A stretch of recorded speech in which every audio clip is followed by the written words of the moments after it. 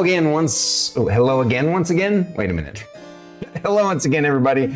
I'm your host, StormyD. This is Saga Games. We're playing the finale of our 3-shot session called The Champion Killers. And that's these guys right here. They're all champions on Twitch, but in this fictional world, they are the Champion Killers, a group of undead elite warriors out to eliminate the pesky adventurers from invading the necropolis of the Underdark. And let's go ahead and I'm going to introduce each one, and they're going to talk about their character. And here we go. So I'm just go left to right from what I see on screen. Right over there, in orange, as always, RustyTonixRPGs. He is a D&D DM on-stream DM master extraordinaire, and we love him dearly. Super creative, talented, and bright. Check him out. His links are in the title below. Rusty, tell us about your character, sir. Today I will be playing BonesyJonesy, the skeletal bard with instruments made up from the bones and tissue of his former bandmates. I've been very much enjoying this character. I'm looking forward to continuing with it and playing some kick-ass tunes with my new undead band, who I will not promise not to make instruments of when you die. Let me guess. Fair enough. All right, moving over to the next person I see on screen. That would be the incomparable, indelible, and indifferent. No, not really. The radiant and wonderful, explosive. I mean, there's so many expletives I can use, but definitely colorful. RyanGeeWhiz. Lots of expletives I could use too, but none of them that I'm allowed to use on Twitch. Oh, I'm Naltura-Irai. I am a monster made up of the anger of nature, and I'm just kind of here. I'm not really sure what's going on, but my friends are here, and I'm just punching Mike. Oh. Well said. Well said. We're locked in today, guys. All right, moving over to the next person in line. You know him, you love him, the incredible and super buff and fuzzy and friendly and funny Tarkonix. Howdy, I am Tark, and I will be playing, as I have been the past couple weeks, the Lord Incorporeal Wizard known as Inspectre Dread with new and improved constitution, plus 2 HP. Look out, monsters of the Underdark. I'm coming for you. Good luck killing me. I am a lover of all great technological advances, including, as we all know, the spoon. Incredible. Where does it come from? What do they use it for? The fork, a mystery. We'll find out today. Indeed. And last but not least, the Lord of Bushido himself, a fellow streamer, Stormkeep. You can catch him on his channel as well. He's incredibly smart and crafty and wonderful to hang out with. Your best buddy, Kirinshikato. Hi everyone. Tonight I will be playing Ursus Bonehide, probably for the last time, but we're gonna kick some ass with the rest of the group. Let's go for it. Awesome. All right. Now, since we got the reintroductions out of the way, let's tell everybody, do a recap since it was a couple of weeks ago, what happened last time on the Champion Killers. So our heroes, the Champion Killers, were deep on their mission, and they had found the town of Oxenotl, which was the town that they were sanctioned by their undead leadership of the necropolis to go and investigate, scout out, and potentially retake if the kind of intel and reports were accurate that adventurers from the surface world had done nefarious deeds to the citizens and denizens of the town of Oxenottle, the mining town. And sure enough, that's exactly what had happened. The entire population of Oxenottle, all of the undead peoples that dwell therein, had been annihilated by the unscrupulous adventurers that have yet to be stumbled upon or discovered. And however, they did leave behind to occupy the town a planetar, which is effectively like a celestial or an angel. And along with some of his summoned creatures, which were some coatls, I believe. The heroes, our anti-heroes, were like, okay, do we really want to take on a planetar just willy-nilly? Or do we want to be crafty and clever? So they wisely went the clever route, and because they had noticed that there were some coatls coatling around the town, and they decided, okay, we're gonna try and take out some of those guys first, so we don't have to deal with them while we fight the planetar. And they were successful mostly. They were able to sneak up on one of them and take it out before it became a threat. In the end, though, they did have to face off against the planetar and two coatls at the same time. They took a few hardcore hits, but no one went down, and they were able to take down the planetar and send him back to his hellish heaven dimension. And so there we go. That's what happened. They did also do their second objective, which was to find the various remnants of the people that were still usable. Basically the necrophagic materials of the fallen citizens. And they gathered those up in their bag of holding, and they also found something there in the cavern, the giant underground cavern town. There was a tunnel leading upward, up at an angle, not directly upward, but a tunnel leading off that was not in the normal map for this town. It was obviously the way that the adventurers had made their way into this place and invaded. And that was where we left off, that they were going to explore this tunnel with the light flickering in the distance. Did I leave anything out that anybody remembered? 1 second, I gotta answer this. Kieran's Rambo moment. No, that's that's a good point. Yes. Well, actually, you know what? Since we're going to do the individual recaps, one of the things I like to do on my D&D streams is have the players describe from their character's point of view something that stood out to them the most the last time. So since he spoke up, we're going to assume Tarkonix has volunteered to be first. So please share with us from your character's perspective what stood out most in your last adventure. That we just actually might be the main characters in this story, as I thought we were about to be a 3-person party after the descent and gravitational heroism of our dear friend Kieran, who took flight in the name of our conquest, but he somehow persevered. There might be something greater at work here. Something is on our side. So yes, me as a bald-headed beauty is going to approach this campaign today with a little more confidence that something might be watching over us. Well said. Well said. I have to make a quick volume adjustment. There we go. The next randomly chosen, RyanGeeWhiz, otherwise known as, oh yeah, by the way, I called out Tarkonix. His character is Inspectre Dread, and that's what he stood out to Inspectre Dread. So,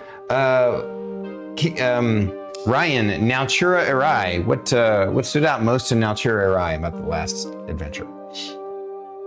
I would think that maybe he's was almost feeling kind of the opposite, where he was kind of going into this with a very loosey-goosey feeling, and now he's thinking, oh, this is more hard than I can understand. So he's got himself on a little bit of an alert. Best he know how. Good. All right.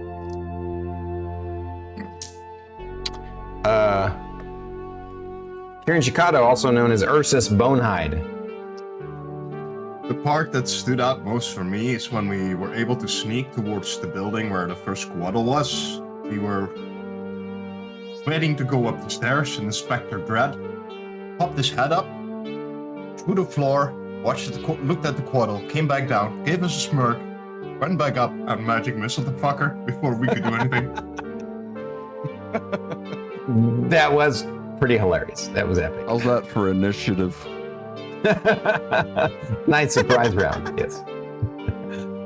And last but not least, RustyTonixRPGs, also known as BonesyJonesy. Something that stood out to Bonesy? Is that the question? Sorry, I had a work emergency I had to address. Anyway, hate being on call. Bonesy can't stand it. A big thing that stood out to me, other than the Inspector Dread thing, was me keeping watch and watching as these giant coatl creatures all kind of grouped up with the giant planetar angel dude and kind of began the onslaught. That was pretty cool. I've never fought one of those before. That was neat. Kind of scary. That's about it. Right on. Thank you so much. That's Right. the good With that, one. I do need to make a slight adjustment to Ryan's audio just a little bit here. And then we will continue.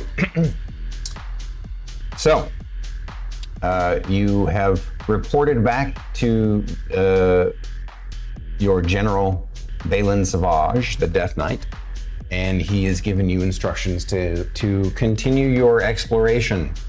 You successfully retook the town, destroyed its occupier, and now you stand before this fairly, surprisingly large tunnel. Like, you're thinking to yourself, how did they make this tunnel without getting anybody's attention? Like, kind of inspecting it, you found that it looks like they had there was an additional cavern on the other side of this wall that they didn't necessarily know about, and it looks like a regular sized tunnel had been tunneled to that particular cavern, and then apparently the wall was found thin enough that with enough quick force they were able to break through and have this invasion. But again, with the skills of the druid and everybody else working together, the barbarian as well, just checking the tracks and using your survival skills, etc. It seemed obvious that what invaded this area and slaughtered the inhabitants was only 4 people. That's a little bit disconcerting. But of course, the villagers of this town were fairly low level, relatively speaking. Various zombies, skeletons, creatures of that nature, maybe a few wights. But in the end, they were no match for whatever broke through. And now you find yourself ready to check out what has come through that hall. Question, Yes. Stormy.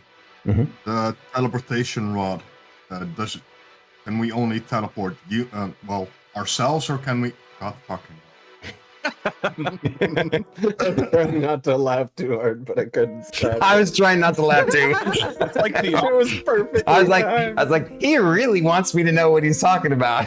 He's like, pay attention.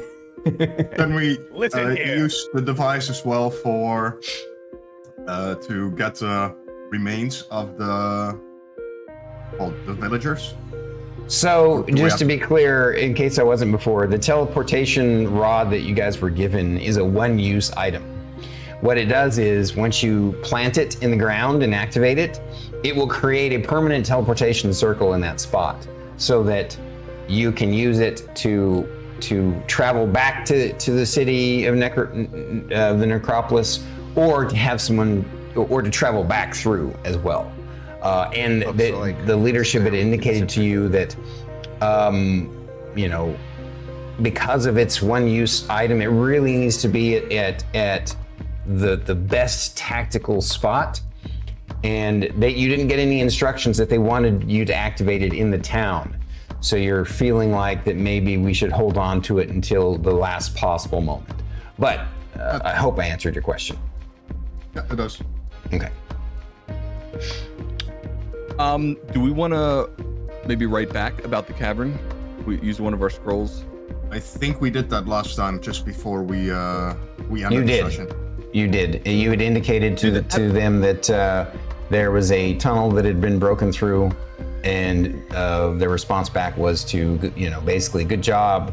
Now explore, continue scouting, determine the strength of the enemy, defeat them if possible. Have those reset, or is it the same day? It's technically the same day. We haven't really changed. So that would mean that technically, well, actually, no, I take that back. At the end of the battle, you guys were going to take like a day or two to clean up, right? To search the town for any survivors or unsurvivors. There weren't any, but you did find a lot of necrophagic materials to take back so that leadership can rebuild the town, at least in the future. Or at least, basically, you think you got about 50% of the population back. You will be able to. But that did take some time to gather all those materials. Probably a good like day and a half. So technically, you guys have rested and have all of your resources back. Okay, I was gonna ask that because I used a lot of spell slots last night. Yeah. Now, obviously, as undead, you don't technically rest. You just sort of, Sit I guess- awkwardly in a circle Yeah. and stare at each other until 8 hours. Yeah. You just recuperate. You rejuvenate. My lord, kumbaya. Someone's cooking, my lord. Can there be? Can I have an assumed, an assumption that I've used a 7th level spell slot to make a copy of myself with my new spell, or is that chronologically incorrect? So I would say that if you want to take, for those who in the audience who don't know, our wizard of the party wants to take or took simulacrum. Oh, you know which what? I is- apologize. I took Finger of Death because Okay. I felt like I didn't have enough. That's right. I changed my Right. mind. My That's apologies. all right. No worries. No worries. It's a neat spell, Needed by the more way. I like hurting telling magic. people about it. Yeah. Yeah. It basically would have allowed him to make an exact duplicate of himself up to a certain power level, and it's a strong ass spell. It's kind of sick. But yeah, we need when you're out in the another field, it's charm. not an ideal spell. It's usually the kind of spell that a master wizard does in his tower when he's doing research, so that he can have somebody else with his mindset working, and also as sort of a backup plan. If bad guys break into his tower, they go kill the simulacrum instead of him. He gets away. But obviously there are other unique ways you can use it. And who knows, maybe in the future, if we ever revisit this, if that's something that's possible, then maybe you could do something like that. At any rate, so yeah, you guys are standing before this tunnel, deciding how you want to proceed.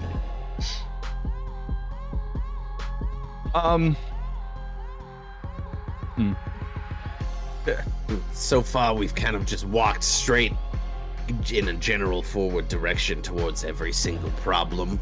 We could just keep going with that plan, or maybe, I don't know, try to sneak up one of us or something. Is there any value in Look, we never really looked around the town, or do we know all we need to know? Oh, you did. You did. I mean, you didn't like actively. So, like I said, like expositionally, you had to search the whole town for necrophagic materials, and you would have basically found that the town, it had some, whites as its town guard and a white captain. It was the leader, but they've basically been decimated. And this town didn't, it wasn't like it was a wealthy, powerful area, section of the kingdom of the necropolis. And so there wasn't really anything of value that you found, other than, as I indicated, that whoever broke through and invaded this place, who came through, there were only 4 sets of prints. But just on the other side, at the beginning part of the tunnel, I'm assuming you would have kind of investigated that a little bit. It looks like there were more than four prints. In fact, there was a bunch of other prints that seemed smaller than the main 4 prints, footprints that came through into the town of Oxenotl. Yeah. I'm with Bonesy. Let's plow ahead. Clink 2 spoons together. The next question is, what key are we going to play our new song in, detailing our previous conquest? I'm gonna have to think about that. I I can't really hear keys and stuff anymore. How about the key of H? The key. We'll make a new one. Okay. Key of H. There's Eastern music, Western music, and Underdark. Underdark has a key of H. They have their own Many people scales. know that. Stands for hell. The key of hell. That's the only key we can play in because none of us can hear. It's the only letter I know too. So that works for me. You want me to play us up the tunnel? He starts pulling his bagpipes out of his jacket. Yes. We do need to practice, yeah. Okay, put some on. The most god-awful, worse than normal bagpipe sounding bagpipes you've ever heard in your life. Were too powerful for the celestial being of might tonight.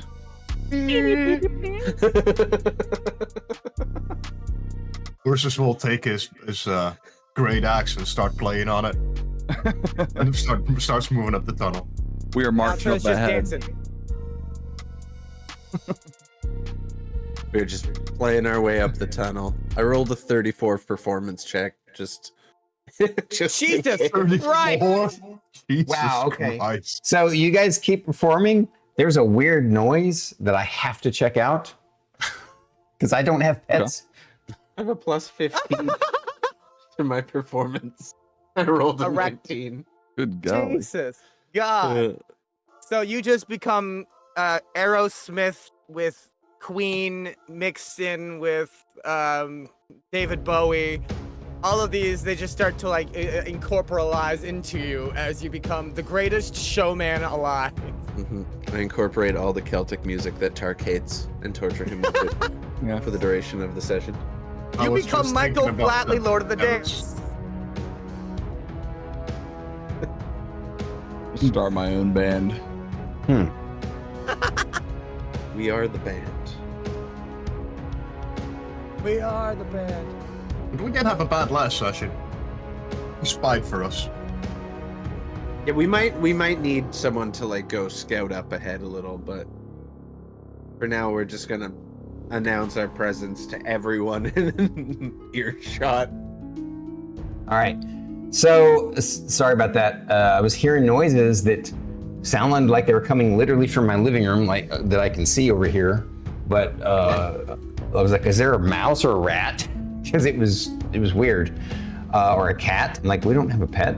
I'm hoping it's my neighbor next door. Even though they're not living there anymore because they're selling the place. Maybe it was their realtor. I don't know. Anywho, so you have announced yourself by playing at the edge of the tunnel, and after you finish your ditty, You hear not far away, I mean, it kind of echoes down the tunnel, just barely at the edge of your hearing. Actually, what did you guys' perception checks? Because not everybody would be able to hear this. What's your Not perception? as good at those as I am performing. I got an 11. That's These your go up to perception? 11. Yeah, passive perception. Rusty. Oh, passive is 15. Okay, and Kieran? 17. 17. Ryan? 16. And Tark? 13. Okay, so Kieran would have been the one hearing this. Actually, 15 or above would be enough. So you hear what sounds like muffled voices sounding confused somewhere in the tunnel. In the distance. Like that. Be like So you think, confusing again, people. it goes off into the darkness with a flickering light in the distance, and you're guessing that the sound of the voices are coming from that light. You think it's probably a good, it's a pretty good distance into that light, roughly maybe several hundred yards at least. We As I'm don't still- stop playing. dude. Lightly as I'm still playing, I'm like, I think there's someone up there. All right, so you're playing music and you're continuing down to. Are you guys walking down the tunnel now? Whoever's up Yeah, we there. All right. We do not care. These four warriors, your future despair. All right. So Ursus suddenly, really starts distorting pretty the, cool the, ass the song. You strings need on his great axe. Make it even louder. okay. All right. Kieran turned up his amp. Now we need Kieran. Now we need Tark to actually turn that into an actual song because those are some badass lyrics just now. Solid. Right. All right.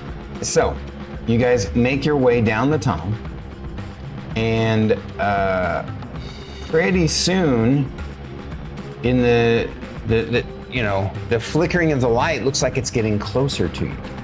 You think that it's the flickering of the light is roughly a couple of people. It looks like a couple of people, silhouettes in the distance, that are carrying torches, but the silhouettes are kind of short, and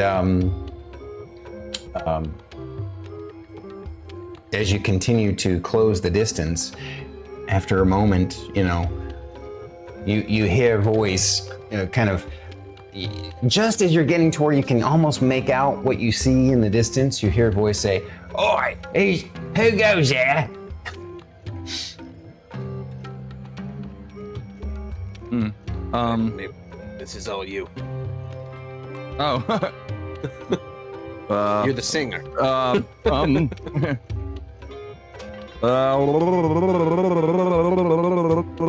We are the. What are we? The gratefully dead. We are the gratefully dead. So, Howdy. after you do that, the Got it right voices at of the the figures in the distance of the tunnel with carrying the torches, they stop and they're quiet for a second. And they say, "Oh, what's the band doing down here? I thought we was clearing out tunnels for them adventures. When did they send a band down here? Why would there be a band down here?" There is no chasm in this world that cannot benefit from a good tune. Well, all right then. Just keeping the little. We'll come down quiet there and share some ale with you if you play us a ditty or two. What you think? That's fair. But you must detail your intentions down here as well, if that's okay. Oh, we're just doing what we was told, clearing this tunnel, making it, shoring it up. If we made the tunnel, now we got to shore up the exit so it doesn't collapse on itself. They start moving towards you guys again. They want, We. Go ahead. are they asking for a show? Did I understand that right? That's what it sounded like. Keep They're going to trade ale for a song. They haven't seen you effectively yet. You haven't seen them effectively yet. You continue to get within that 60-foot range of the dim. Well, you guys have crazy good. Who has 120-foot sight? Dark sight. I know one of you does. I think I do. I know one of you had dark vision up to which is 120 ironic feet. because I have May have no been more than eyes. one of you. I have, the 120. I have Okay. 60. 60. All right. So, yeah, I think the Bard and the Ghost were the ones that had the 120 feet. So as you guys, before Ursus and Naltura see it, you guys see, and of course this is also before their light would allow them to see you guys. You see what looks like a group of 6 dwarves. They look like miners, but they're also wearing these collars, like metal collars that are gem encrusted, but not like fancy gem encrusted, just like a red gem infused into these kind of rusty iron collars. And they're just continuing to walk towards you guys. They definitely look like miners. They look like dwarven miners. They're wearing rags, and they look, they're really skinny looking for dwarves. Almost like they have not been eaten enough, which is unusual for dwarves. But what do you guys say to the rest of the group, since you have a little bit of time before you all come into each other's visual range? I think they're gonna be a little surprised when they see that we're not alive. But they look, what's the word I'm looking for here? Not in the best condition, a little worse for wear, and they're all wearing collars. So maybe they'll be a little amenable to the whole fact that we're, dead. We might be able to make this work. Like if we're like a novelty band or something, like we wear funny masks as we lack musical talent kind of thing. Agreed. Additionally, I don't have much use for ale, and I refer to my ghostly. Me neither. It goes right through me. But ale formation. That's a different This story. is why we're not a stand-up comedy act, just so you're aware. It's you. You're stopping us from being able to. I do a little ding psh with my spoons on Bonesy's body. Stand-up comedy implies the existence of sit-down comedy. More of an anti-gravitational comedy, considering my Float comedy. Floatity. So that about this time, they have pretty much closed the gap for the folks who can see it out to 60 feet. They have not quite closed the gap for themselves enough to see you guys yet. So you have a brief moment if you don't have to, but if you want to do anything, it's up to you. I just Stop stare at dancing. Naltura and I give him a slap in the back of the head. That's fair. You hear them say, well, no, it sounds like they're not only a musical band, but a comedy group too. We're not. Don't tell people that. We do I'll give them this floatity. information. Next, you're gonna tell people we're into improv. No, that is sick and sad and weird. Who does Nah, it? we're not into that stuff. Ew. Bunch of weirdo losers. All right. We're gonna have to come in strong because they're gonna see we're dead and they're probably gonna freak out. So we better make this performance count. Everyone on their best, okay? Gotcha. We can Awesome. start playing Dead or Alive. There, that's a good one. I like that song. I Okay. will switch to my lute made of human bones with sinew strings and just start plucking along. So you guys start making music. I'm gonna have each of you roll a performance check. Don't Of course, don't you know. fuck this up. Don't Yeah. fuck it up. Basically, got a what's gonna 26. happen is, the other 3 are gonna roll, and if they if 2 of them do badly enough, they're gonna give Rusty disadvantage. But if 2 of them do well enough, they're gonna give Rusty advantage. 18. Brian, what'd you get? 1. Oh no. All right. Inspector Dread. 17. Okay, so 2 of you performed well, and as usual, now Chura's the one who's the weak link of the musical of the party. My dancing's not up to par. Ah. You have one job. So they're like, oh, this sounds wonderful. This music is wonderful. I can't wait to see.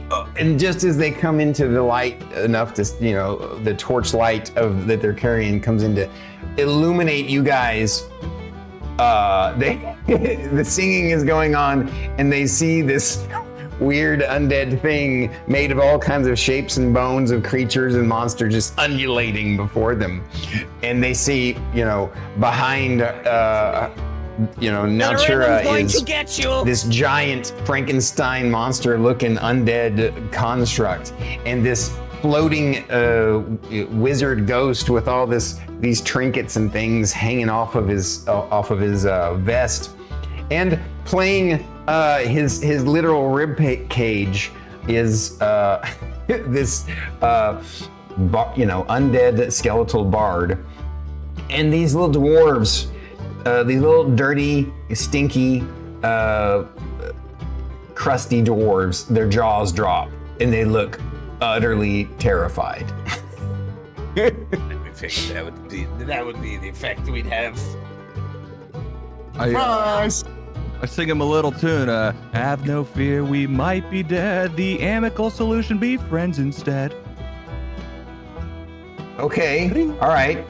So what was Rusty's performance with advantage? With advantage? Okay. 31. Nice. Okay. And so I'm gonna have his performance give you advantage on persuasion there, Inspector Dread. Okay.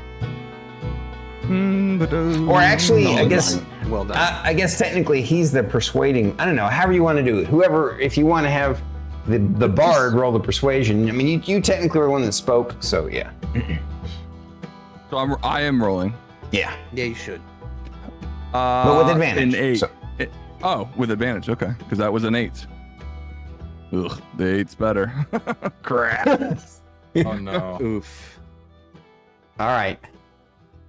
They're like they suddenly fall to their knees and start like crying and drooling and peeing themselves.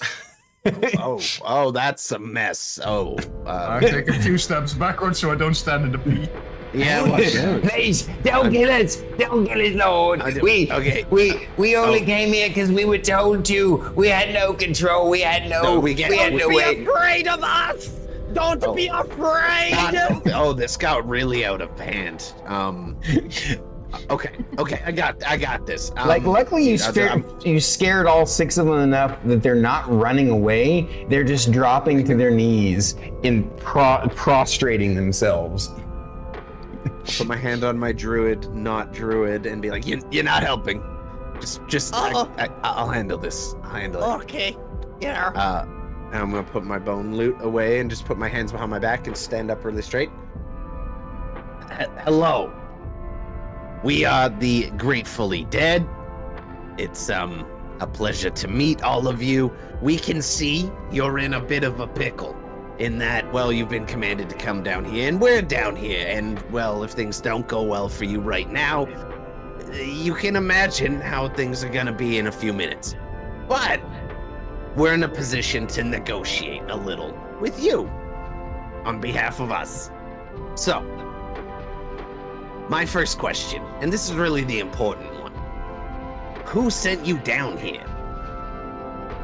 So real quick, we'll hold that question. We'll get into the conversation. I'll say while you're starting this conversation off, Kieran, your character with the highest perception, passive perception, notices that the two dwarves in the very back are like kind of itching to get up and run. You can kind of tell. And I'm just giving you that little tidbit there for a second, and stew on it for a second while we continue the conversation. So one of the dwarves answers you back, BonesyJonesy, and says, we was working for the champions of light, the hero adventurers. They work for the god Erroneous, and they have pretty much enslaved all of us mystical races up top for the most part. The humans and the elves, they got together and they enslaved everybody else. And that's what we was told to do, was to clear this tunnel down here.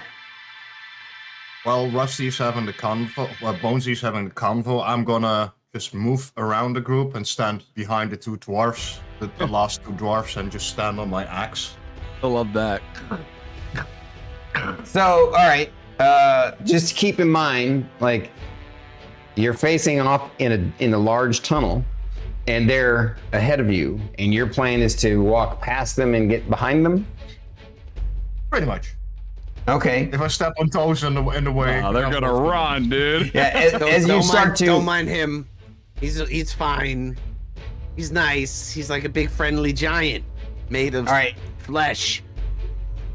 All right, as he starts to walk towards them, they start to look like they're getting ready to panic, and you basically make another persuasion check there, Rusty. Okay, I'm really good at these. 29. Okay. They say, really? He's speaking, he's not gonna smooch us? I mean, you might want to shuffle. You might want to shuffle, wash the toesies. He doesn't really know his own size sometimes. He's a nice, gentle giant, just, emphasis on giant. Okay, I gotta roll a Watch your toes. check for those two in the back. Luckily, they made their will save, so they didn't go into a panic and run away. They stay put and let you get around into a flank behind them, but now they're looking wide-eyed around at both of you guys, like the entire group, and now they realize, oh shit, what have we done? We've let ourselves be surrounded. They say, please don't kill us, my lord. We don't mean nothing. We didn't know that there was a whole town down here. I want to tap the last one on the shoulder and point at his collar and ask, "What collar? What's that collar?" He says, "Oh, that's the magical ways that they keep us enslaved." Cool. Like it's enchanted. You can't take it off. He says, yes, my lord. The way the gem works, if we try and take the collar gives him basically like a geas on us. And if we try and take the collar off, then the red gem that's infused in it, the red gems, will explode into our head. Oh, shit. That sounds painful. That's dark. That's morbid. And I'm a dude made of bones. It's super fucked up. So obviously, real quick to interrupt you, I need Inspector Dread to roll me a will save. Oh shit. Okay, all right. Let's go. 17 total. Okay. For a brief moment, you felt this obsessive compulsion to quickly move up and inspect the shit out of this amazingly intricate, crafted, weird tech. Because you're like, oh shit, that sounds amazing. Girl, what's that Tchaikovsky loves? Anytime I see something new. You resisted your own temptation. Continue there, Rusty. God, I got sidetracked. Now I lost where I am. I was just talking to him. I look to the group. I don't suppose any of you guys have like a way to disenchant those necklaces that will explode. Is that a thing any of us can do? I mean, They look I at you don't fair, I'm no wide-eyed. maybe. Oh, did you say that to your group, or did you say that to the dwarves? I'm saying that to my team, Okay. to the champion killers / the Gratefully Dead Mark II, because that's what we are now. I mean, I kind of just go by feelings and things like that, but let me give it a try. I could try. I mean, give it the old college try, I guess. I was looking for something a little more specific, but try. Why not? I'm excited. I want to see if I can do this, and I'm just gonna go and grab both hands onto the collar, and just like really just start pulling him closer to my face. Oh, And then inside the sockets of my skull bone, it just starts glowing green and red and blue. And when I cast Dispel Magic on it, Okay. this will either work or his head will explode. Yeah. We'll know. So you We'll do know for the next one. note that as you grab him and pull him closer to you, that now that you're up close personal on it, there is a slight red glow to the gems inside of them. And then when you cast Dispel Magic on them, the red glow dissipates. But of course the collar is still on him. Hey, Ursus take color?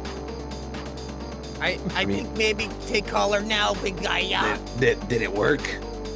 It doesn't make little face in gem anymore. Okay. I cannot feel the sun in gem. That makes sense. No, but No, it- very little of what you say makes any sense anyway. So. So I'm gonna My have ammo. The whole thing, wizard yeah. there, Inspector Dread, roll me an Arcana check, please.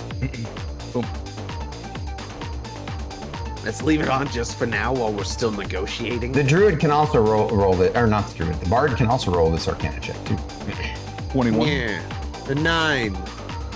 9? Okay. 9. Inspector Dread, you realize that the Dispel Magic cast on this thing will probably only be a temporary measure, and they better get the collar off quickly before the magic of the gem reactivates. Okay. Okay, I obviously iterate that to the party. Okay. Okay. So it's still deactivated. Do you reach out and do something there, Kieran? Yeah, which one? Was it the first one that Ryan walked up to, or was it Yeah, it wasn't the one you guys were talking to. It was the one right next to him.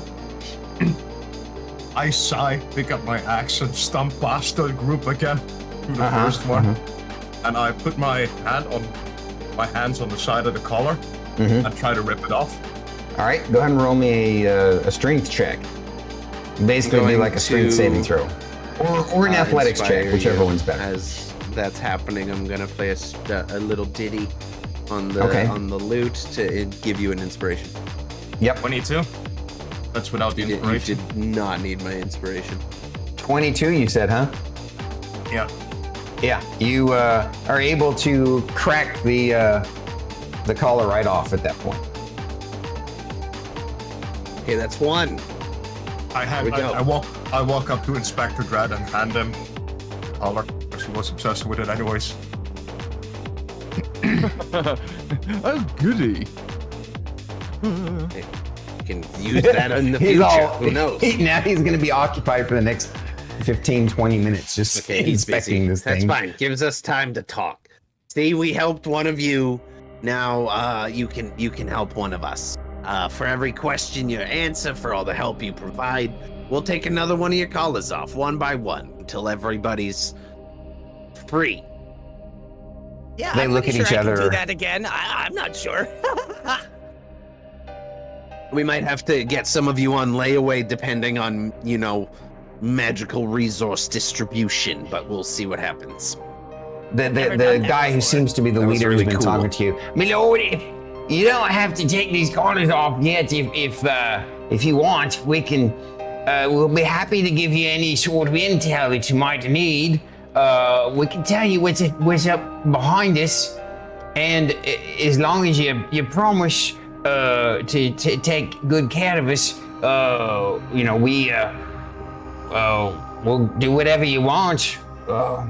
Just don't kill us, please. Don't smush us. I mean, we'll try really hard not to. Like I said, the big guy doesn't really know his own size sometimes. All right, well, we'll just do like an honest exchange, and maybe afterwards we'll help y'all's out, and you help us out. Who sent you down here? Like, do you have the name, like who the people are that are like might be waiting for us further up? So we can go in a little prepared. tell you for sure that we were giving as slaves over to the champions of light, and that before we came here, it was in their mezzanine, their castle. They have like a fortress, but it's through this portal, you see, and there's a big cavern that they had us excavate. But about a half mile up ahead that way, and in that cavern right there, there's the teleportation circle that leads to their castle, and they have that place guarded. They had us build sort of a little home for some biggin that they have contracted to him. He's pretty scary. Great. He Okay, like that's- he like I mean, he like that's 50 feet tall. Kind of scary. Like a giant?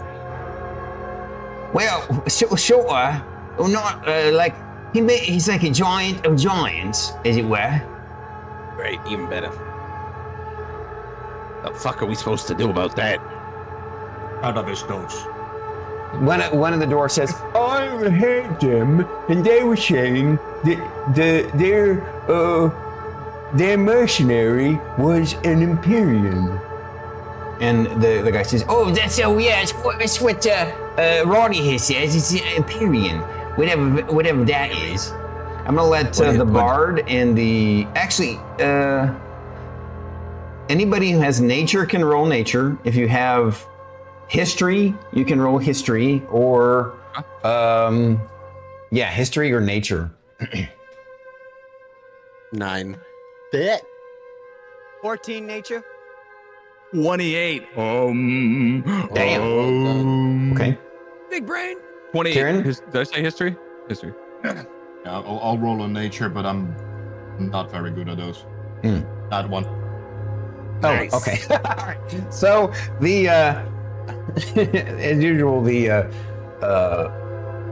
doctor of the party, Inspectre Dread here, he as soon as they say that word, you immediately like break your focus on what you're looking at. You love technology, but this kind of, if you had a heart, it would be beating really fast right now out of fear. At least it's intellectual fear, because an Empyrean is basically a celestial titan, and your character has heard tales of these things over thousands of years. And technically, it is a foe that would be well beyond you guys' capabilities. So you relay that information to the group, because it stuns you out of your like hyper focus. Yeah, I guess so. Yeah, I'll say, did you say Empyrean? And then I detail my knowledge of it. Gotcha. So he shared with you guys the knowledge of Empyreans being these celestial titans that have a hammer that hits like a literal truck, and magical bolts and magic, and they're like super tough, and they're like 50 feet tall. Basically, it'll make the Planetar that you just fought seem like a speed bump. So the dwarves say, Yes, Lord, but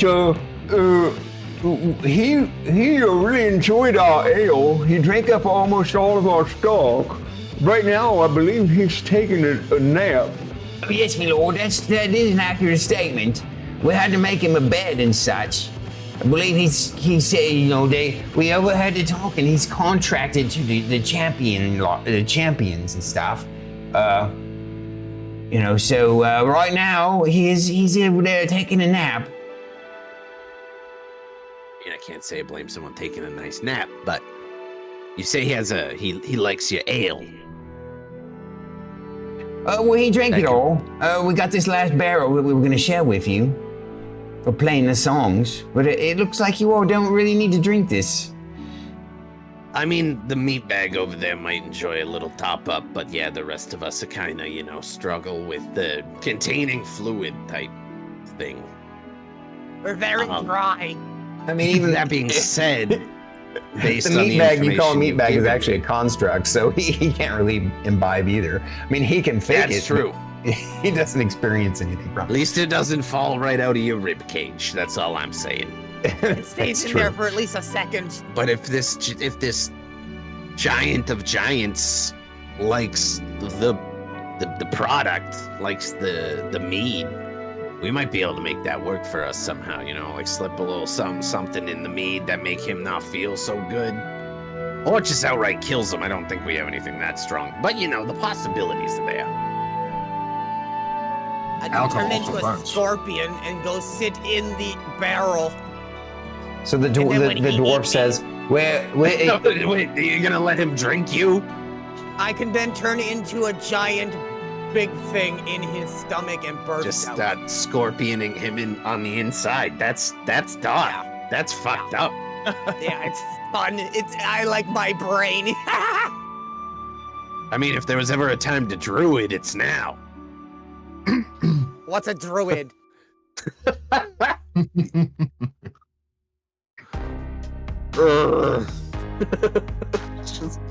But All if Bonesy had temples, he'd be rubbing them. So was this an alcohol-induced nap? They said, "Yeah, he seems to, like we said, he took our entire store. It's probably like 6 casks." Let's give him the last one. We'll cast Prestidigitation on. No, we'll make some poison. We'll cast Prestidigitation on it, make it taste like the ale he loves so much, and be rid of our problem. That feels like a good plan. I'm sure we can find something down here that will kill someone if they ingest it. Yeah, that's Right? that's my plan. That feels like a good plan. That's where my head's at. Because you could change the flavor of things if I'm correct, right? With Yes, Prestidigitation. you can. Yes. Okay. True. So There's probably some nightshade around here. Okay, we have a plan. What if the plan doesn't work and we'd have to fight them? That's when I turn into scorpion and he eat me. I feel like that should be the starting strategy. Just, put you in there with the poison. We just stack consequences. You know what I'm saying? So the One of them has dwarf to chimes work. in and says, not to be putting your plan down, my lord, but right now he's completely zonked out. Don't know how he's going to be drinking while he's already snoozing. A funnel. I mean, if he's asleep, can we just go right past?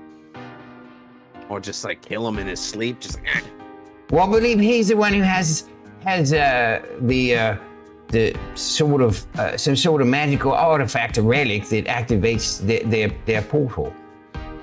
Can we steal it while he's asleep? That might be the plan. How heavily is he asleep exactly? Could we pick it out the pocket? 6 kegs deep, you said? I feel 6 kegs is an awful lot. Yeah. He is.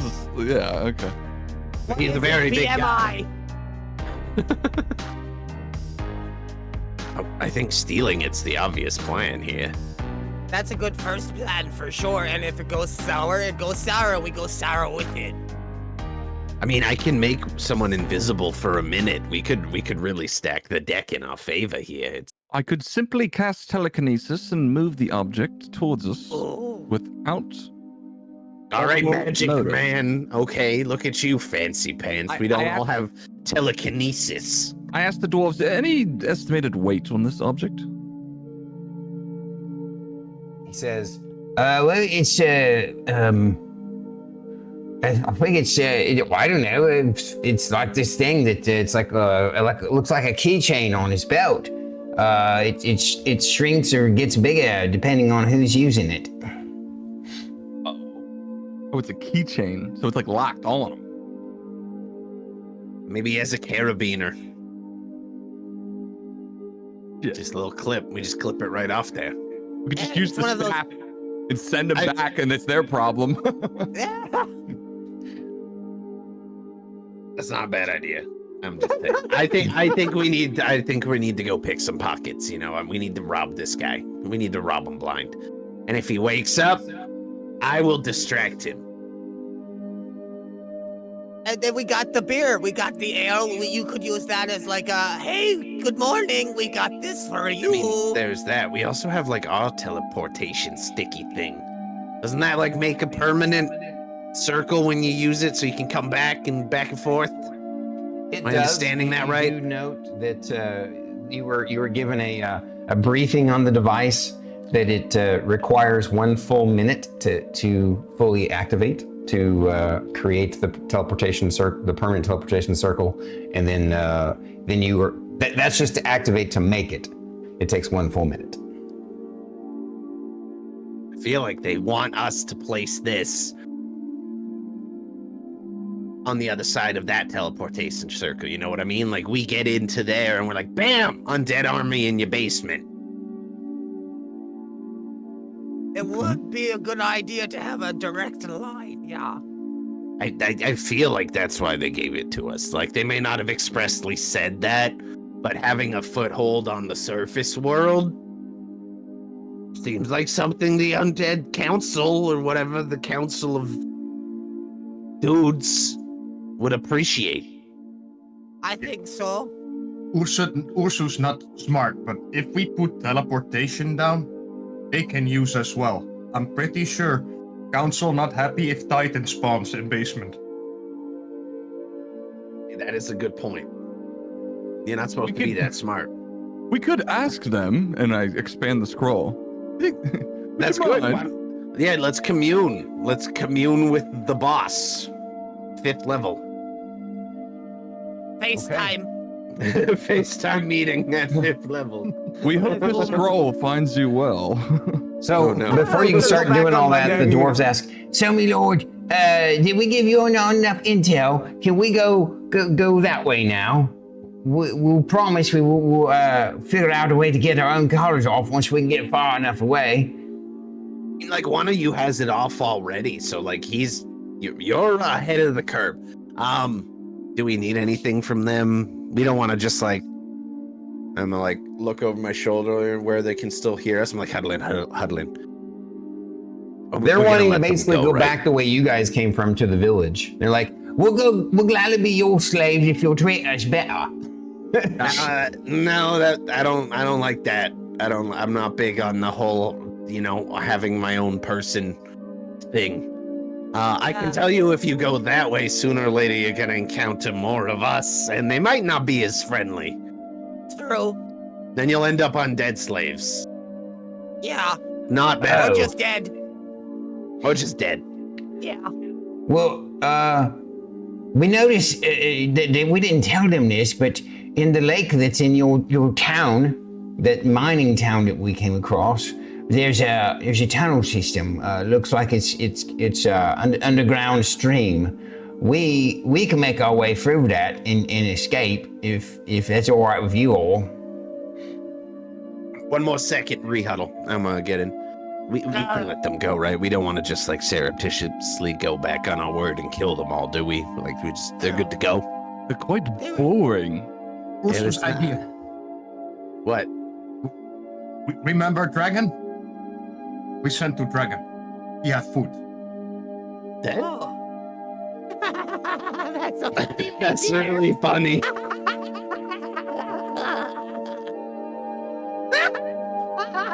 I got this. Trust me. I'm gonna turn, I'm gonna be like, and stand up all gentlemanly again.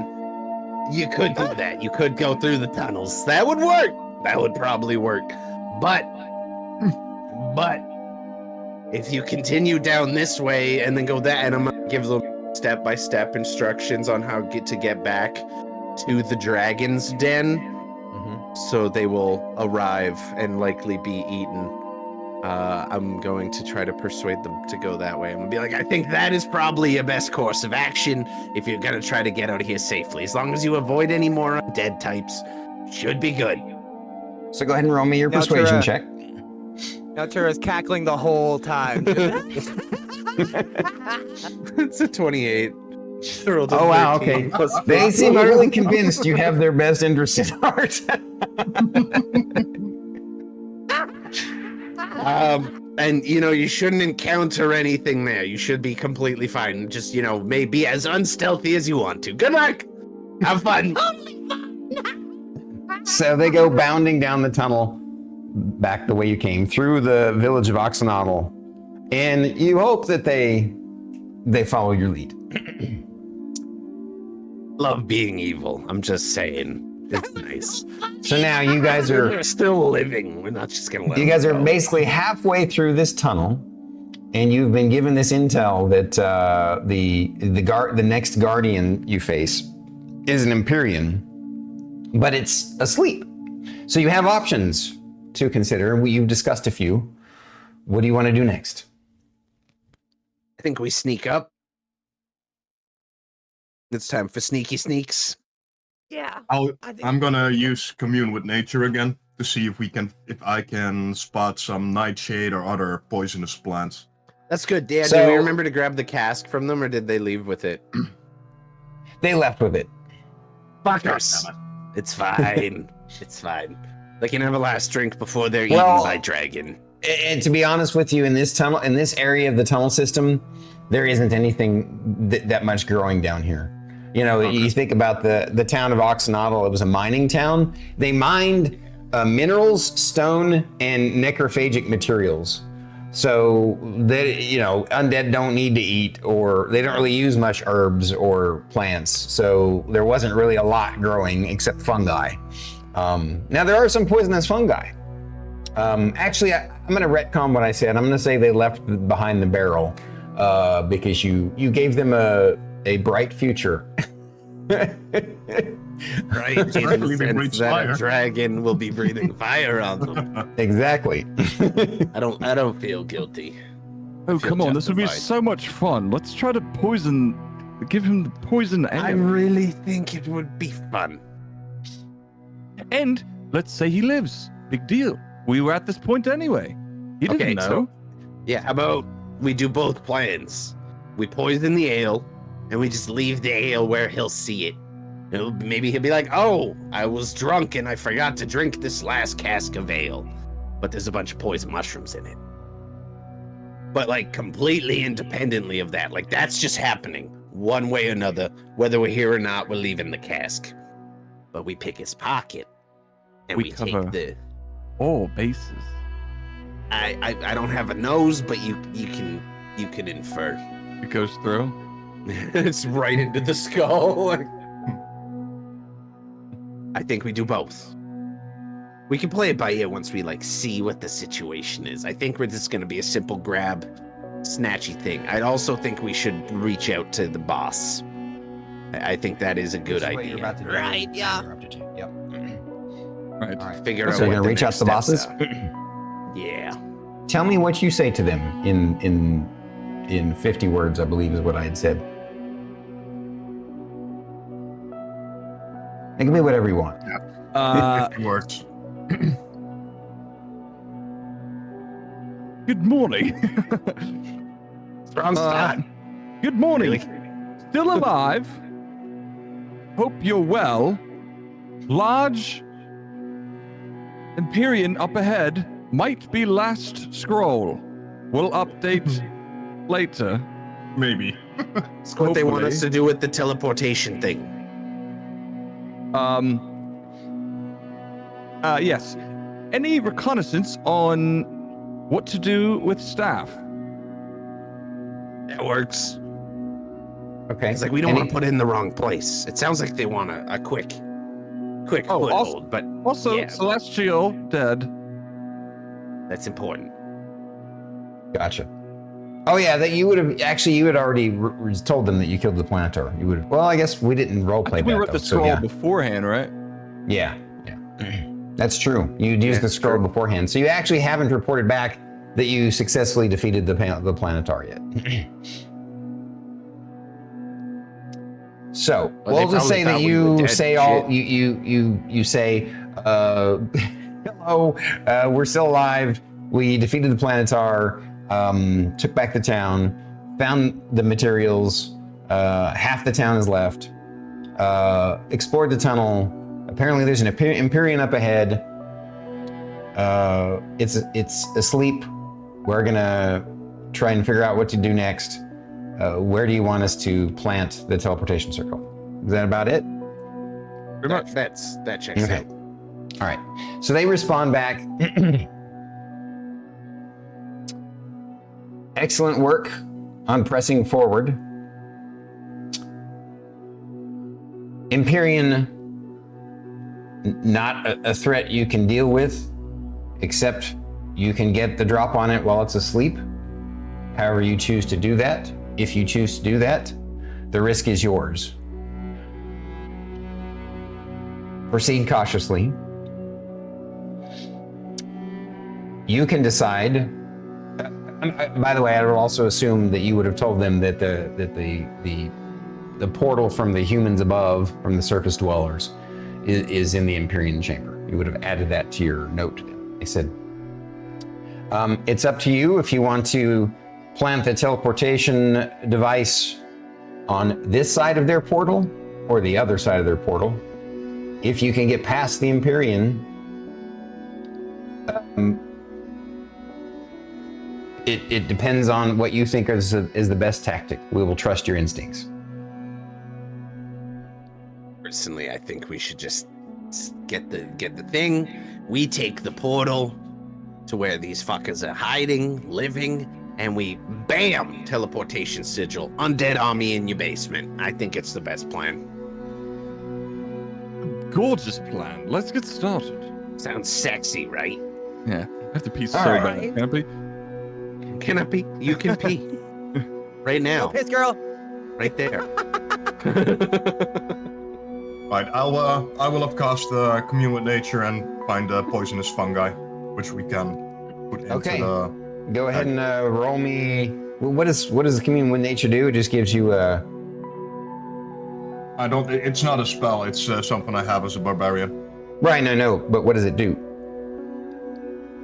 You briefly become one with nature and gain knowledge of the surrounding territory. In the outdoors, the spell gives you knowledge of the land within 3 miles of you. In caves and other natural underground settings, the radius is limited to 300 feet. The spell doesn't function where nature has been replaced by construction, such as in dungeons and towns. You instantly gain knowledge of up to 3 facts of your choice about the following subjects. So 1 is terrain and bodies of water. 2 is plants, minerals, animals, peoples.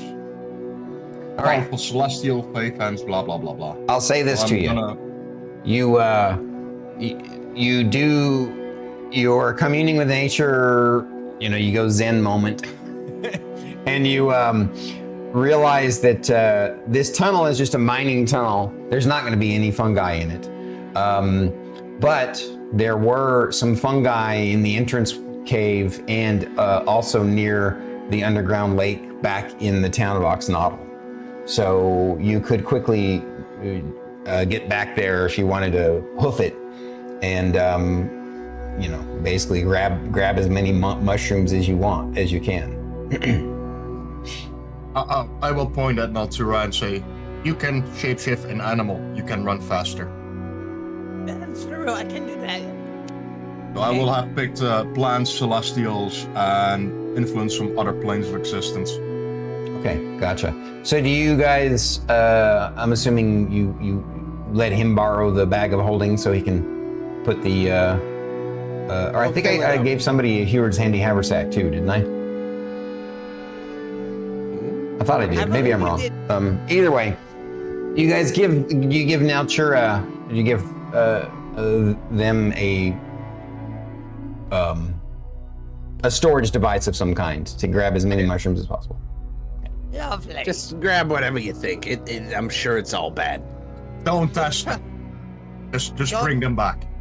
Oh, don't test it. I get. Okay, yeah, sure. Gotcha. Now, is your plan that you guys are gonna sneak on ahead, or stay put in this spot halfway into the cave? I think we'll wait for Okay. Natura to return. All right. I'm gonna give. There's a chance that something will happen. Of that. While you guys wait, assuming that you have decided that you don't want to continue playing, that you want to go stealth mode, correct? Yeah, I think we can stop with the show if we know there's a sleeping giant ahead that Okay. we don't want to wake up. True. Alrighty then. With that, you guys, after probably a half an hour, because she runs back, grabs a bunch of mushrooms, and runs back. You guys make your way further up the tunnel. Again, about a quarter mile up ahead, you see more light, and when you start to reach the light at the end of the tunnel, you see it's a large. The tunnel that you're in is roughly 15 feet high and like 15 feet wide. Obviously, too small for the Empyrean to fit through, but a giant cavern has been bored out in this area, and it's basically like an underground kind of like a chamber, a giant square chamber. Well, more like a rectangle, but no, I'm gonna stick with what I said. A giant square chamber has been crafted here. There is also another tunnel leading off of it. This square chamber is basically a 100-foot cube. It's 100 feet tall, 100 feet wide, etc. Just a 100-foot cube. And in this 100-foot cube, on a giant stone bed, with actually no, this guy would want a throne. A giant stone throne that kind of is built to lean back, almost like a recliner, has been crafted. And there's a giant stone table next to it. In the center of the chamber is this giant glowing yellow rune-encrusted platform that you recognize as likely the teleportation circle portal to the surface. And the other tunnel leading out of here is a smaller tunnel, and you're guessing that was the tunnel that got the dwarves here to begin with.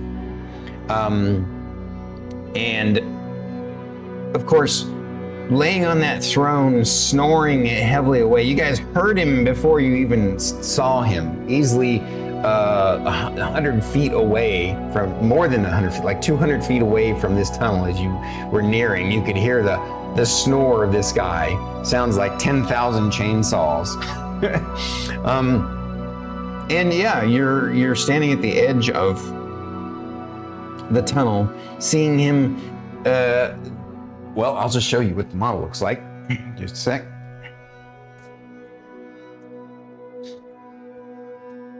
Time for toys.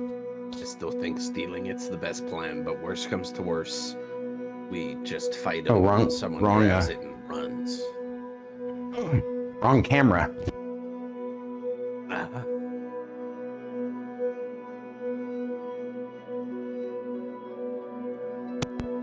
All right, can you hear me? Yes. Okay. Yeah. I got my mic caught. Oh, nice. Oh my. So, What a hunk. yeah. Now, he is His abs have abs. laying back on this thing now on that stone table next to him, and there's a stone bed nearby. You're thinking, man, he didn't even bother getting to the bed. He just fell asleep right there on his stone throne. And on the stone table, sure enough, is like 6 casks, of ale. But when we say casks, what the dwarves had with them was, a small cask. But these casks are like what you would find in a winery, the kind that where you store all your brood. So they're like 10 feet tall and or like 15 feet tall and 15 feet. They're like huge, and there's 6 of them, and they're all drained. And they're just kind of laying on the table, and some have fallen off. And but he is definitely fast asleep. Gonna pop open. You know what? Podcast. I'm gonna switch to the map scene, and then you guys we'll just draw it out, so you can decide what you want to do next. By the way, here's him compared to you guys. Oh dear Lord. Yeah. Oh wow. Yeah. All right. So,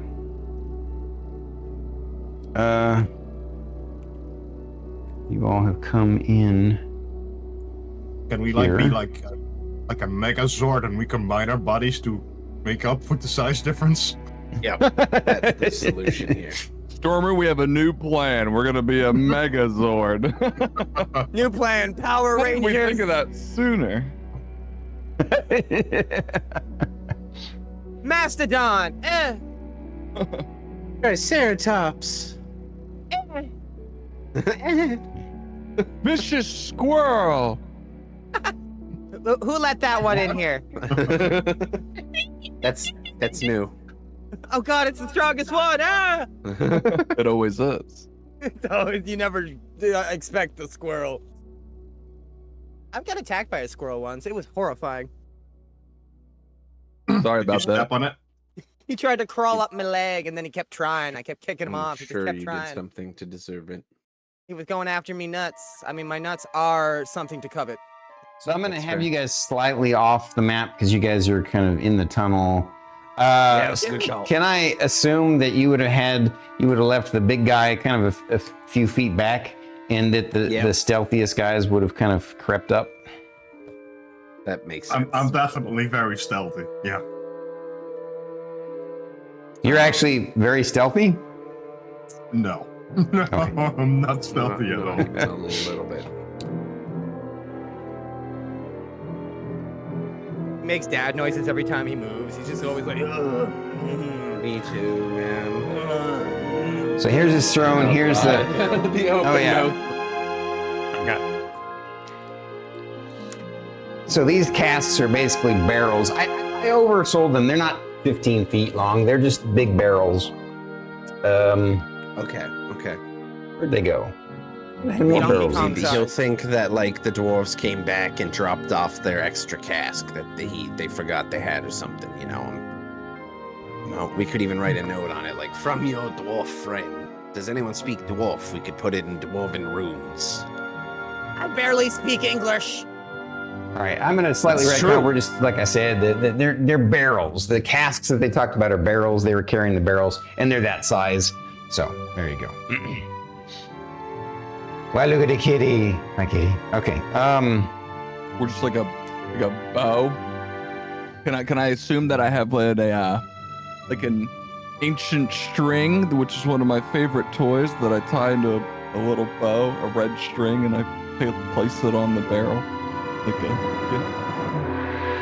Well, you can use the telekinesis to just Well, the move the barrels are keg big over, enough that right? I don't know if a string would be able to pull it. You can well, put no, it. I'm just creating a bow to insinuate to the Like a Empyrean Christmas that this is a new barrel. This is I don't want to. Oh, we don't want him to I think see. that- Okay.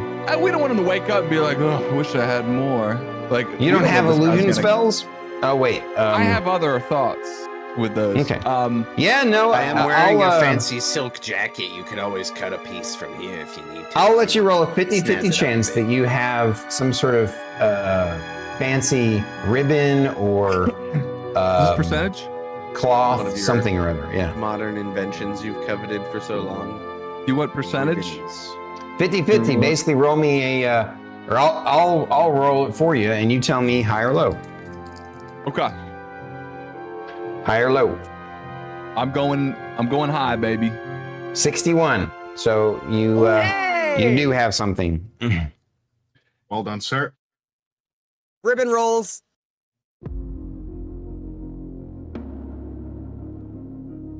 And then what do you guys do next?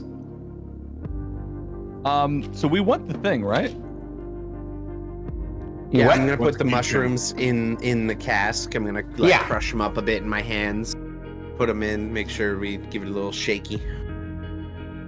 Okay, so the barrel, the ale has been poisoned, right? That's yes, assumed? now Okay. it is now poisoned. I'm casting prestidigitation on the ale to remove any illusion that this is different tasting. It tastes exactly the same. That's my goal. Okay, I'll say that you can do that. You're a master wizard, 13th level wizard. You can do that.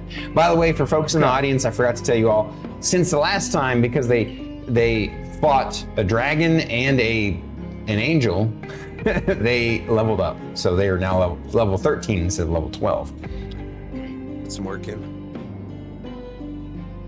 All right, so you have in your possession a barrel of ale that has been spiked with a plethora of mushrooms. What if we just get him really, really high? And we like come back and he's just flying. That could also work. I mean, I'd be okay with it. I feel like he'd be, easier to get along with, if nothing Yeah. else. Yeah. I can work with That's some true. on hallucinogenics. I can handle that. Naltura is very good trip sitter. My voice is very calming. People really tend to resonate with me when they're high. I can see, yeah, I don't see how that would cause a bad trip at all. I know. Naltura will be dancing there. I'm glad I don't sleep or I'd be hearing that laugh in my nightmares. Do you feel Question. it now, Mr. Krabs? So what is our destination beyond? Oh, Let's I say we forgot to get the draw that. thing. Yeah, I forgot to draw this teleportation circle. My bad. I think it just leads to like their hideout or some shit. Oh, that's big. Bright side is if we manage to steal the thing and take the portal, he can't follow us. Because it won't work So without this the thing. this is not movable. It's basically Engraved in the floor. yeah. Whoops. That was a Okay. really terrible If we drawing there. disrupt the circle, will it lose its effect? I don't think we can do that. It's like carved into the ground. Well, I can Okay. slam my axe into the So lines. and- if we use this portal, he won't know based on looking at the portal. He will only know because the object has gone. Is that correct in this scenario? I'm not sure I Is this understand your ours? question. What do you mean? I have an idea here, but I need to know if we use the portal, is he gonna know by looking at the etching on the ground? Would he be able to know that? So I'm gonna let you roll an Arcana check on this thing to be able to get knowledge of that. Like, is there like a post-use glow? That's what I'm looking for here. Okay, this is a 28. Gotcha. So you think this device is similar to what you have, versus except it's not really designed in a way that is as portable as that cool device that you have. You think what they've done is when they basically made this room, they had a powerful wizard create a teleportation circle and tie it to a relic of some kind that activates it. It's effectively like a portal that once you turn it on, the portal comes on and it stays on. And then you can use the relic to turn it off after you've gone through it, in and out. It's an on-off button. Okay. So we're kind of just waiting for this guy to like wake up and drink this. Is that that the first idea? No, we're poisoning him either way. Like, this is just more for me and more for the group morale than anything else per se. Our goal is to steal that thing before he ever wakes up and leave. And then while we're off, on the other side of the portal, he wakes up. He's like, "Oh, I'm thirsty," I got a hangover, maybe a little hair of the dog. And he Okay. goes and he's like, oh, there's a free cask. He drinks it. He gets the shits or he dies. Or he that's the flies case- higher than like one of those air machines. I think I can get it if you let me cook. I'm willing to go on a little faith here. You've proven yourself a pain in my ass. Stormy, I cast greater invisibility on myself. I can also Okay. do that. Okay. And I am going Where are you to remove my vest just in case. I'll hold that for Okay. you. Thank you. Damn it. So I am You're not getting incorporeally anywhere near naked. this meat bag. I gave him a spoon. Is his ghost stick out? It is. It is, guys. Oh my god. Okay, and I am He's wearing approaching nothing. the Empyrean. Okay. I assume without sound, correct? For I Oh am- yeah, without a doubt, without sound. You're I incorporeal. forget he's a ghost You, sometimes. you literally float and can move through physical objects. Now it's like dead silent in this room, other than his snoring. Yeah, yeah. His snoring is really loud, so it's really loud in the room. Yeah. Okay. Here, I'm gonna put him back up. He's sitting, so you can get the idea. Would have also given you the cask of ale to place on his table. Just FYI. Okay. The ale's there. It's got the little bow on it or whatever. I'm going for the relic. All right. As you get closer and you set the barrel, we'll just say that you float up and you sit the barrel on the top of the table there with a little bow on it, and you look at his belt. You inspect it, Mr. Inspector Dread.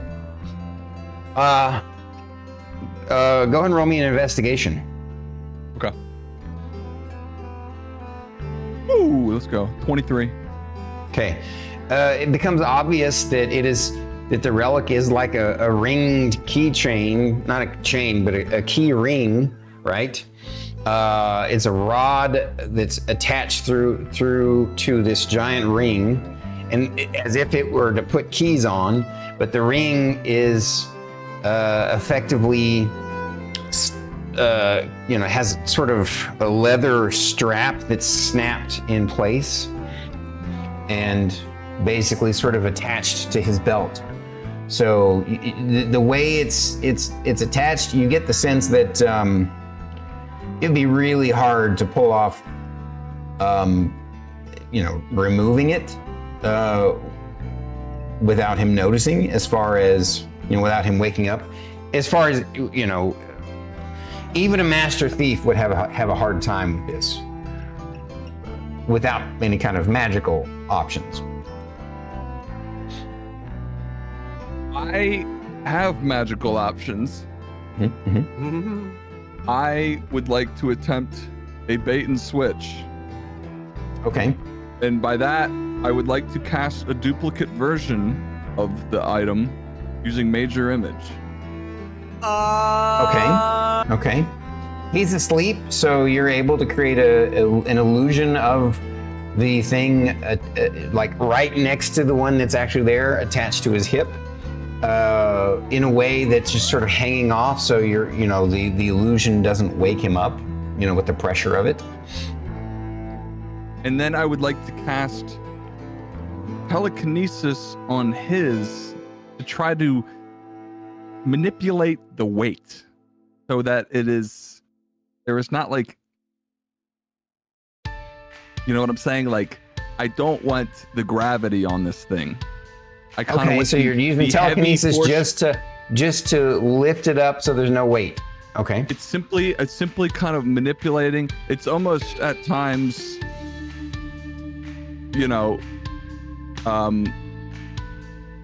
simply the only contact is really the ring, the keychain part itself. So If it's still attached via the straps to his belt, but it's floating. Correct. Now what? Correct. I would like to attach my duplicate version to his belt. I'm assuming that you created the illusion, so it's kind of already there, attached. Okay. Correct. And now I would like to attempt to remove the real one from his belt. Oh, I see. You're using telekinesis to get the weight up so that when you manipulate it, you're less This likely is a to. simultaneous action. Yes. Gotcha. All right. Yeah. I mean, you looking at this and you realize, that sleight of hand would be best for this. That's basically the skill that you would need to make this work. Can anybody? Okay. I have a decent bonus for it, but I do a little. you just see us all looking at you from the cave. You're Wait, invisible. I'm invisible. You Crap. casted greater invisibility. I can't anything. All right, so he's greater invisible, but you guys see that suddenly a new key, a new one of this device has been attached to the guy's hip, and then the other one is just floating in midair, and you're scratching your head. What's he doing there?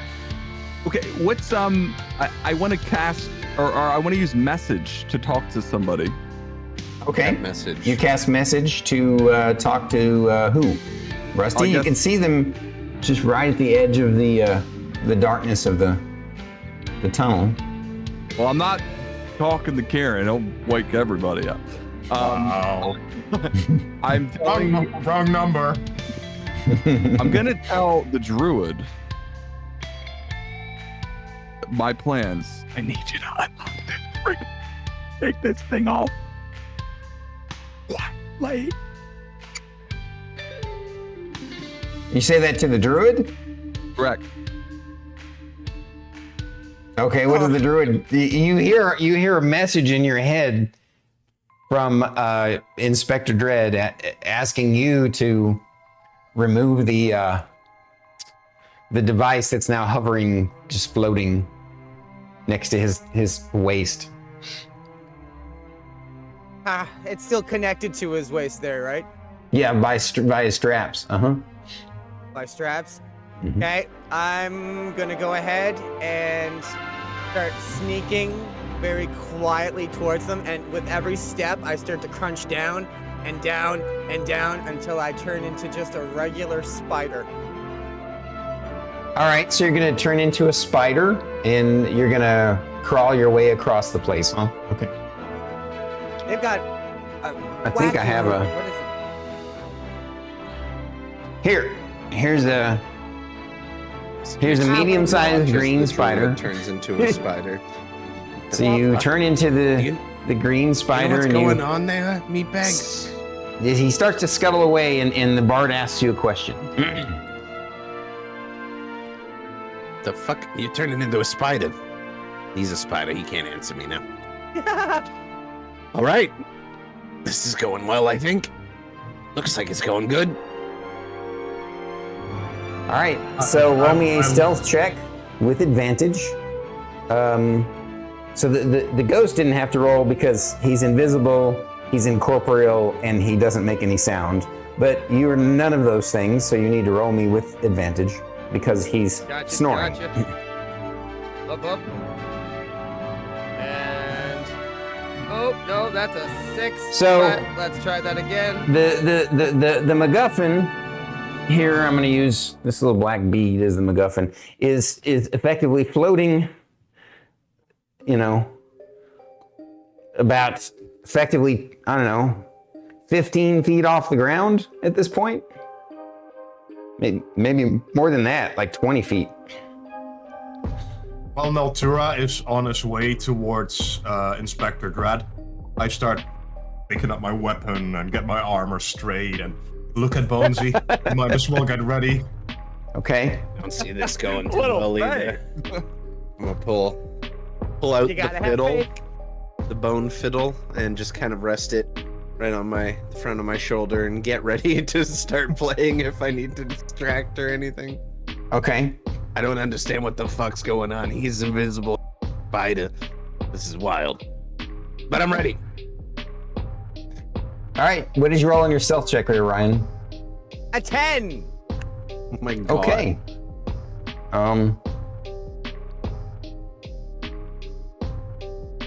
He hits every piece of gravel on the way. Every single one. How does a spider make so much noise? Yeah, for So sure. that was with Just like- advantage. You got a 10. Wow. Okay. Yeah.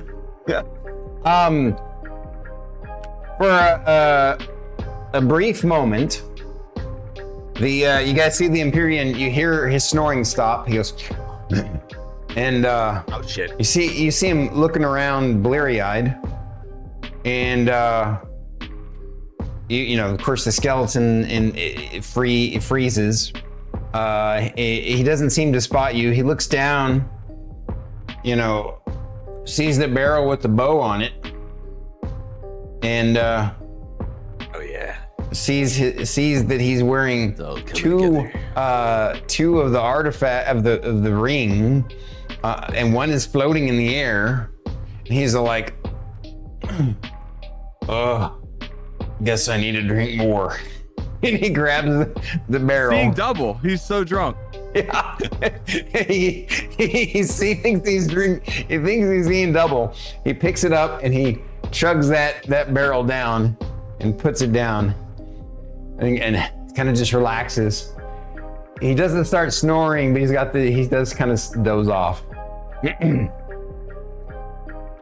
didn't see the spider because I'm assuming the spider was just kind of stopped dead at his feet.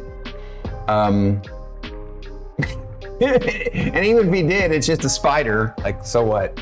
He can step on it. It's not gonna bother him. All right, so he is drunk. You're poisonous barrel, but you're still in this state of now you have the thing floating, and what you gonna do?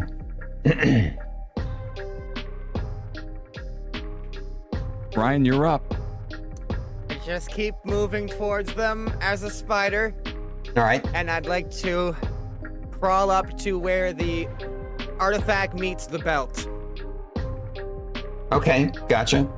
Go ahead and roll me another stealth check to get to that point at advantage. Okay. Oh, thank you, please God. Come on, something better than a 10. And- Okay, that's a 16, and we got, let's see, up. 16. Okay. It's doubles. He gets another, right? No, I'm just kidding.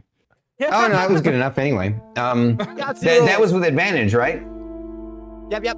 Okay. So you're able to basically clear the buckle and the strap, and unlock it from his belt. And it's still floating there now. And you don't know where your buddy the ghost is at because he's invisible. You're just kind of hanging out on the stone on the chair next to the Titan's waist. And now what? The floating real key, I'm gonna kind of shove off into the air just with my little spider leg, just. Okay. And He gives it a shove. You use your telekinesis to go with the momentum.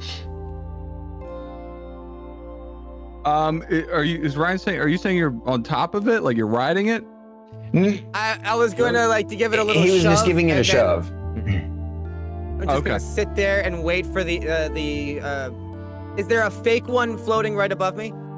Now the fake one is basically lying next. It's like on his belt, lying next Oh, it's to on him. the back. Okay, I was like, I thought it maybe had to help connect the new one.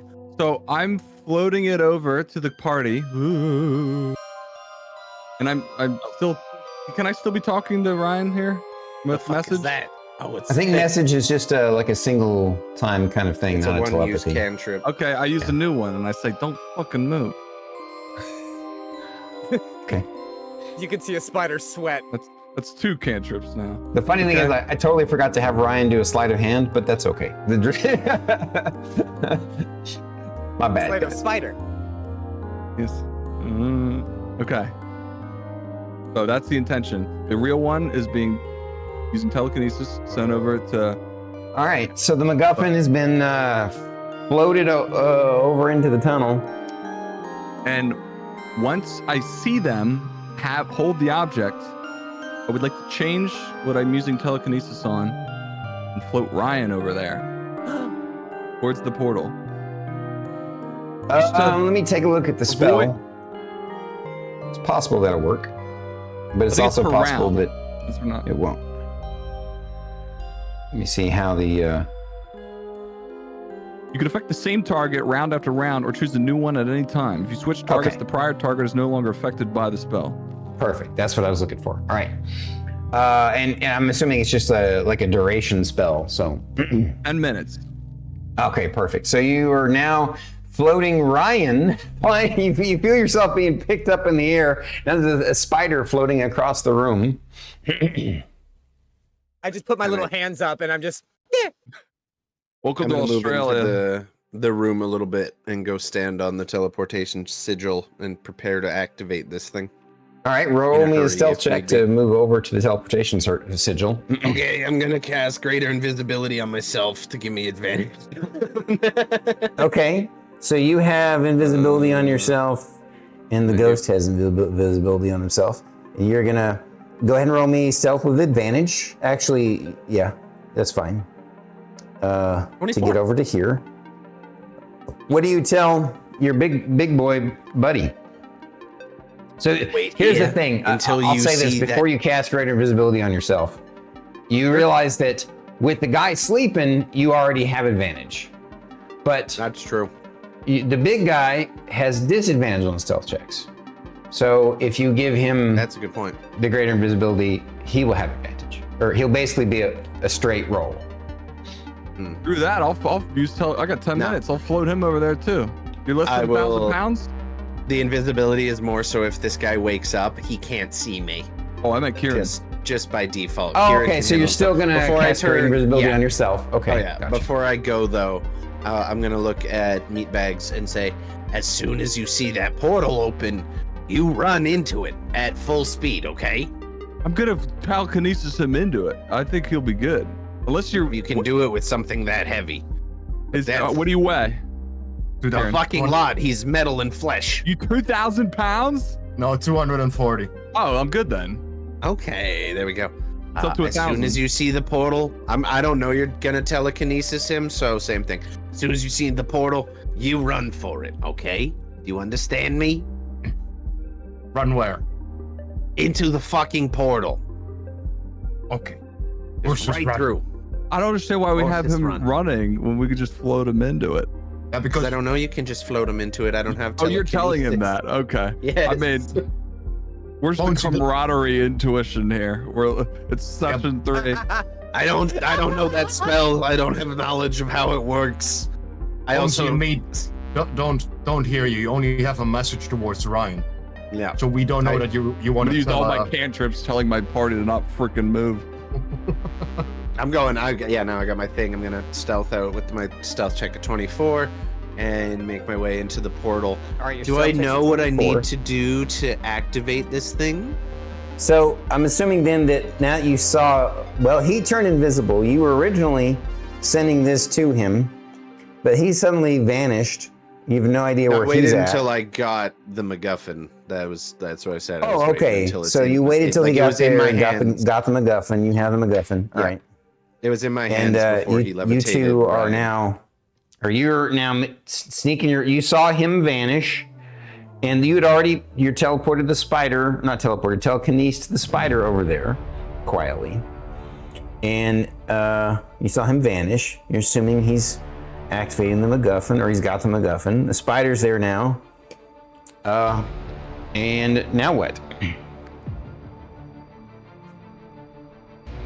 Do I know how to activate this thing? How to get this portal open? Well, I'm first asking what like you're doing this. You're in the process of moving over to here. They don't know that, but that's what you're doing. The ghost now gets to decide what he wants to do, and he's been given instructions by you, so we're going to assume he's going to follow them. And now what's the spider going to do?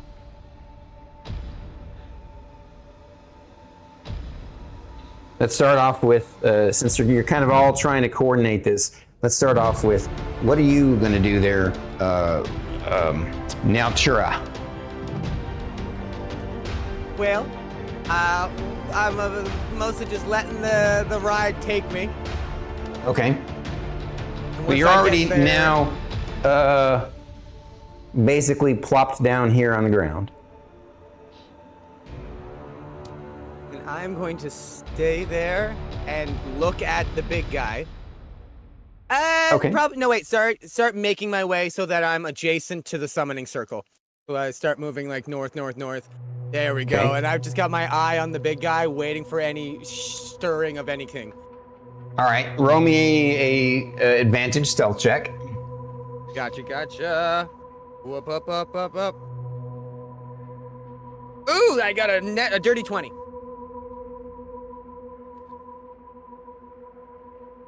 So glad it was hit when I'm not on him. Okay. You make it over there and don't seem to have woken up the sleeping giant. And now, what you gonna do over there, Inspector Dread? You saw the spider move closer to there. You saw your buddy disappear. You can probably infer that he cast invisibility on himself. Okay. So, okay, then I would like to, if I have to, move to see Kirin so I can use telekinesis and use him as my target to move him towards the portal. Yeah, he's far enough in the darkness. You will actually you have 120 foot, so you only have to move a little bit before you can actually spot him. He had been a little bit back, and so you've been given instructions to run when the portal opens. But suddenly, Ursus, you feel a force picking you up off the ground. It's like this. How do you react to this? I try to embed my axe into the walls to prevent me from going anywhere. Oh my god. You didn't tell him. All I right. just saw the spider float. What's this guy's intelligence? Negative applesauce? Yes. It's exactly. Suddenly, you all hear the Ursus go, "Oh, me floaty, no!" and then hit the wall with his axe. Ka-chink! Oh no. And suddenly, of course, the Titan, the Empyrean, definitely wakes up.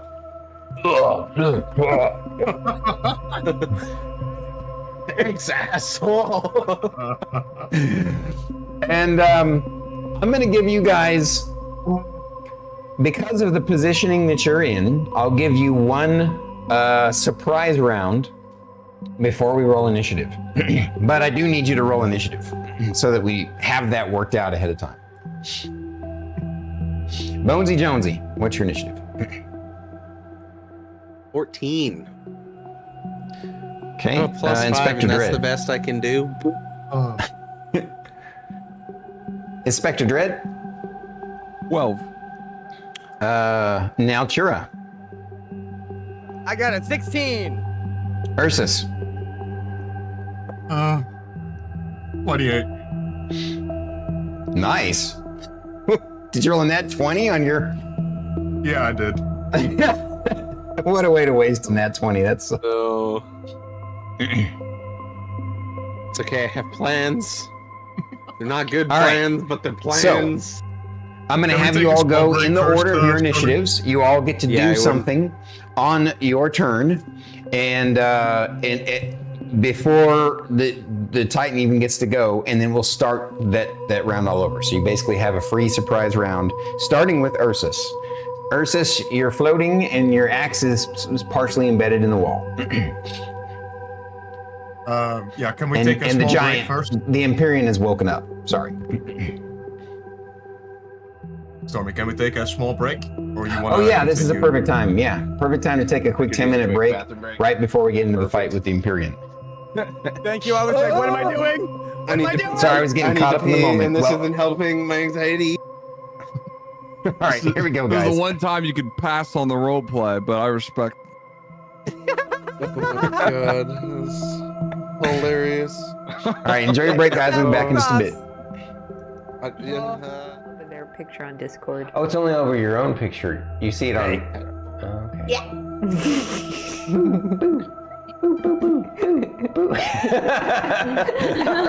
It's gone. This is the most unconventional D&D stream on Twitch. The mouse. How to distract the streamers? Mouse. Oh, he's like my perfect kind of weird. I really like him. I feel like he's the kind of person that would tell Guar it's okay to pee on the tree. And that feels very important to me for some reason.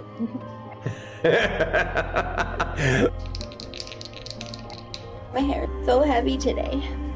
Well, you did wash it. It's full of water. I know. So stretch, right? Stretch, stretch, stretch, stretch. Oh. Hamster's pose. Oh, okay, now you're showing off. Don't do that. I can't touch my toes. That is, she can do standing mermaid on one side. Oh, standing mermaid? Let's see if I can do it in jeans. Okay. Foot into elbow.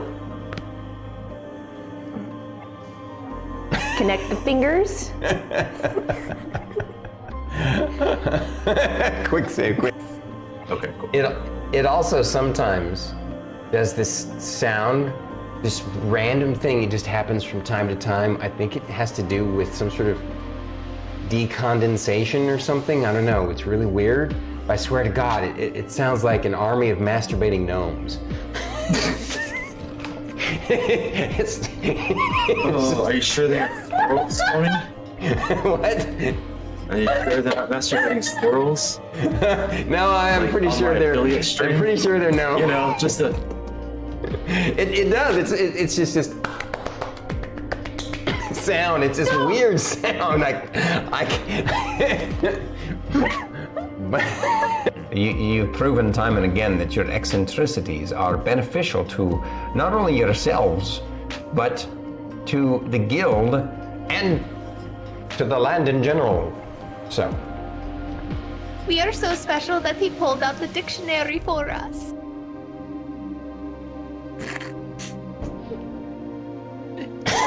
He used big words. And the day had come. The party was ready to begin their fights in the arena against the number 2 ranked guild. Here they are, up against them, the name, the Loam Riders. Will they defeat them? Will they be beaten by them? And such it went. The battle began. It looked like it was fairly even, but it was not. Soon, 2 party members were down, and the cliffhanger had begun. And you guys are awesome. Fight me. Let's go. All right, we're I going. did it too. You did it too. Yeah. We're gonna go chat dance. Here we go. Oh, man. Kids like. To me, is this wonderful? Wait, that's not how you do it. How do you do it? I screwed it up. I can't. Oh yeah, it's this way. It's called the dab. You need to do it correctly. I'm still doing it wrong. Yeah. All right, I'll let you take it away there. It's Star Kitty. You forgot to hit play. Okay. And we're gonna add cinnamon and a little The extra character, she wants pancakes now. Thank you. There's only one way I'll accept pancakes. Stormer's got to wear the outfit.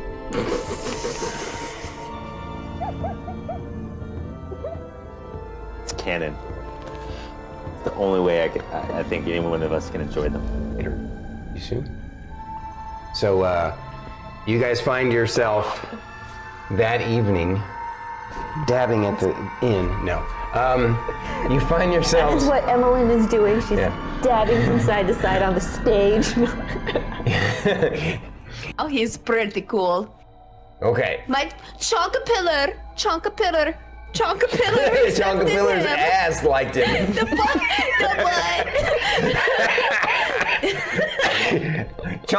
Chonka butter. It's a little tiny like X over. A little anime X for his little bunghole. The ability to control those undead. Oh, that's right, because you did that before Bunky inseminated us.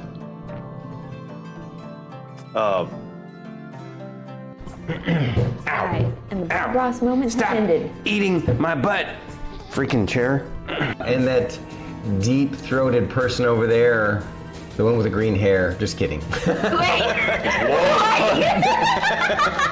We're going down ha-ha. Oh, I didn't mean like that deep. I meant like deep sounding voice. Oops. Deep what?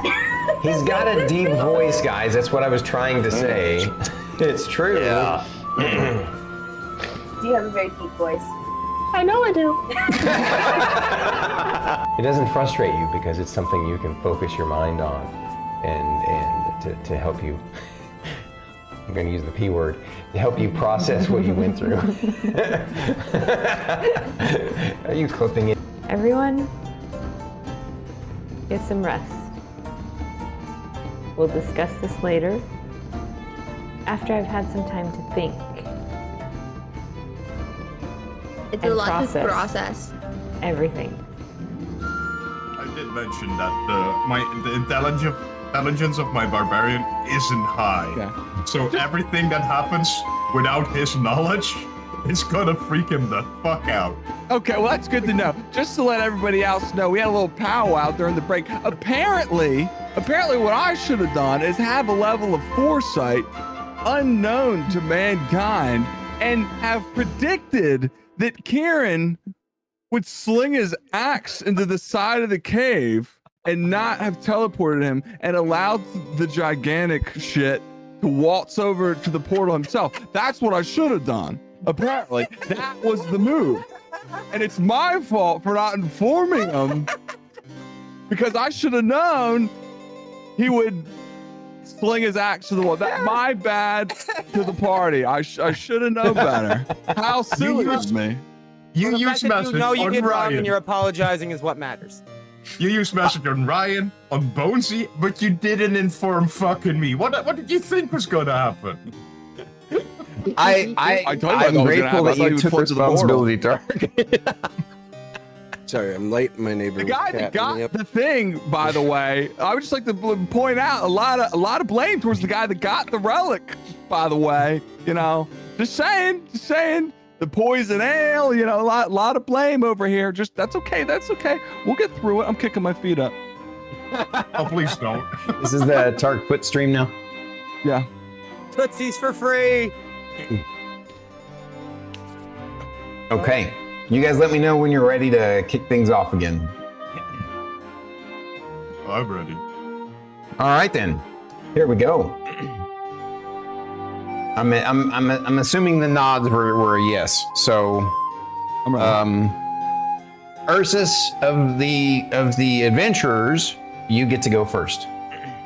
You're currently floating in the air and have buried your axe in the wall.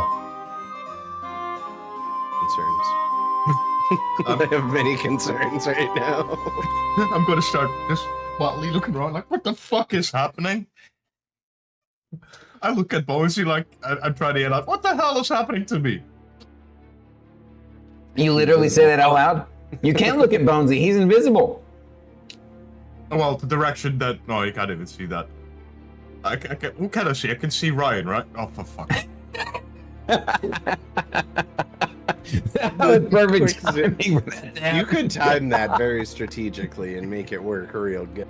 That's all I'm saying. All right. And then I'm going to start pulling myself towards the wall with my axe. Okay. All right, you take your action to basically pull yourself towards the wall and down towards the ground. Okay. Next would be BonesyJonesy. I want to activate the portal. Oh, I'm sorry. I'm sorry. It was Naltura. I apologize. I got it out of order. She was a 16 AC. Naltura is next. Naltura is just holding and biding. He is Joe biding his time. Okay. Now it's BonesyJonesy. We're not a stand-up comedy group. I've told you this a few times already. Goddamn. Comedy. I do have teleportation, the spell. I know it takes a while to cast. Do I have any idea how to activate this portal with this relic? Do I need to cast the spell? I would say I need to look at a 5e character sheet real quick. Sure. I always get 3.5 and 5. Is there a use device in 5e? I don't think there is there? Hang on a sec. Oh, no, teleport is instantaneous. That's true. Oh, it is? Okay, damn, that's cool. Yeah. I don't know if this never is the played new Wizard. version of the old, but I need to double check I have the right one. Let me double check something here. Yeah, because I strongly considered balancing that with another choice. All right. I never played Yeah, Wizards. cast one I action. barely Let's ever go. played Druids. I'll let you roll an Arcana check to determine if you know how to activate this relic at a glance, because you basically just grabbed it effectively. Arcana, that's a 10. A 10? I rolled a 7 plus 3. Yeah. You're not sure? Yeah. Usually these kinds of devices, they require a command word. And so you start frantically looking at it to see if there's a command word inscribed on it. And that's about all you can do. All right, I'm just going to start saying words too, like pine cone, pineapple, kumquat. I'm just going to start like going through words that I know. Open sesame, open buckwheat. I don't know. All right, Inspector Dread, yours is the final of the surprise round. What you gonna do? I would like to invisibly float towards the portal while maintaining my major image of the duplicate item, just in case I want him to like try and use it. Maybe that buys us around. Ooh, that's a good point. I just forgot something here. Let me check something real quick here. You say greater invisibility, right? Right.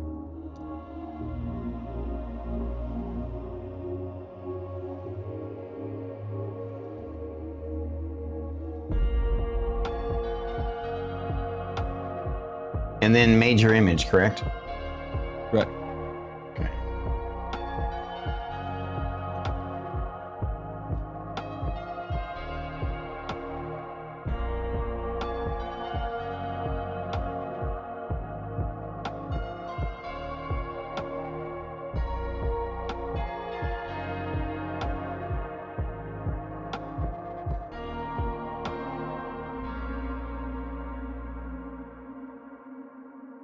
Thank you for the hydrate.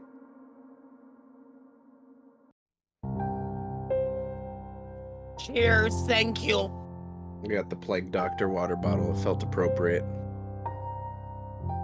Kind of cool.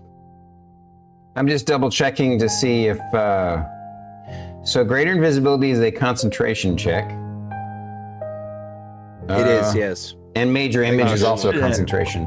So Okay, for then you I'll to have drop the- cast the major image, you would have had to drop your concentration on your invisibility. So technically you're visible right now. You haven't been invisible no, for, like a minute. I choose to drop the major image then. Oh, okay.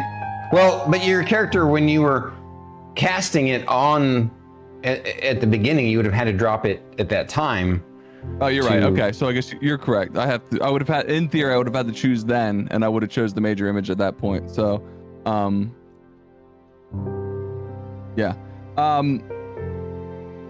I would like to float, still have major image going then, and float with like just my head sticking out of the floor, while as I go towards the portal. Maybe Okay. you won't notice me. So you're just gonna you're gonna be a little head floating along the floor. Yeah. I want to make like an owl, just vertically down and like kind of scale the wall. Like, Okay. You wouldn't see me, but when you got close enough, you'd start hearing just random words being said. Tomato, potato. Can't think of anything that rhymes with potato. So now we're back to Yeah, the just top of the listing round. outward. I'm assuming that I need to double check that telekinesis too, actually. This was my bad as a DM. I should have, this was absolutely my bad. I should have actually checked those immediately after you cast them. Well, if the telekinesis was dropped, I guess that is what it is anyway. Well, what would happen is because you had done that as the last step, you would have actually. Let me double check to see if it's a concentration spell. That's one thing that technically telekinesis is a concentration spell. I'm gonna retcon it. I'm gonna house rule it temporarily that telekinesis. No, it has to be concentration. It makes sense that it would be concentration.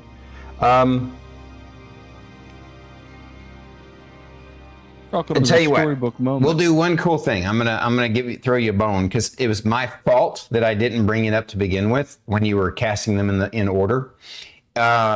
And also, it's probably been a while since you played 5e with the whole concentration stuff going on. I've never played a wizard. That too. So I'll say this.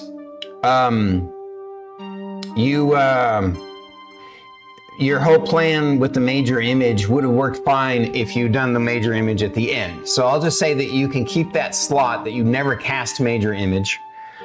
Your plan was to cast that later on after you got the thing off of him.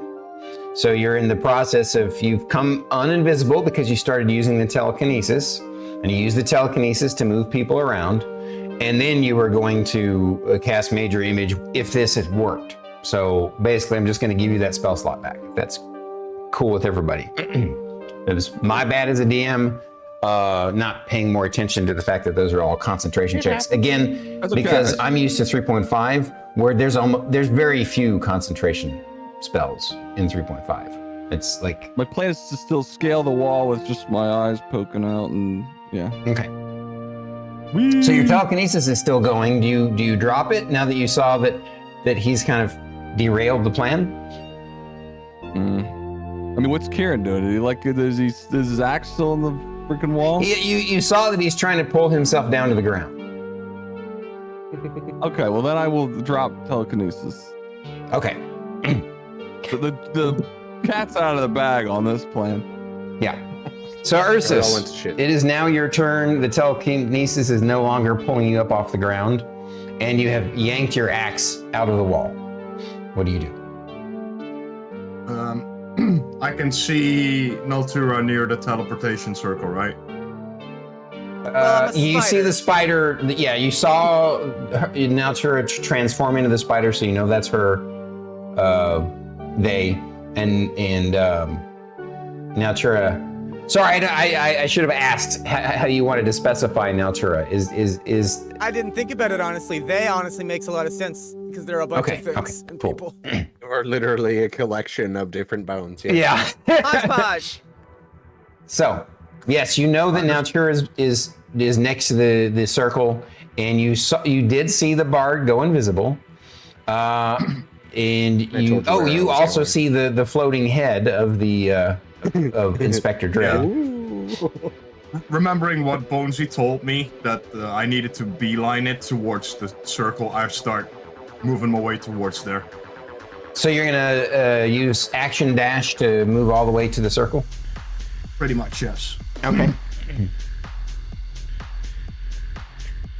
We'll just say you make it right onto the circle.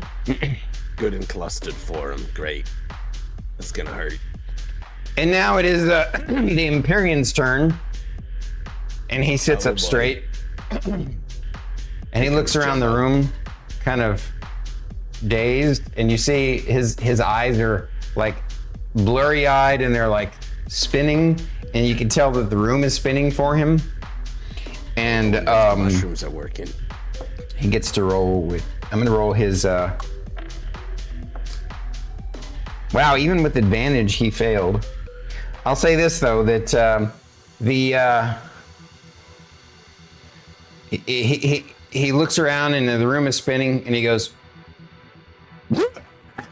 It just hurls, and there's like chunks of meat and blood. Like you can tell that he's he has been affected by the poison in some way. Both that he's drunk and now after he hurls and he says, "That feels awful. Oh, what are the little rats doing over there?" And then he's like, you can tell he's like, "Oh my God, this is a trip, man. Holy shit." He's like tripping balls. The mushrooms Dave's apparently not here, didn't. man. Yeah, they did have a poisonous effect, but they also had a deleterious effect on his mental state. So you're not going to have to face off against a fully powered Titan, if that makes a difference for you. In fact, this first round, all he does is what I said. He stands up, and that's it. That's all he's done. And so almost like you get a second round. And now it is Naltura's turn.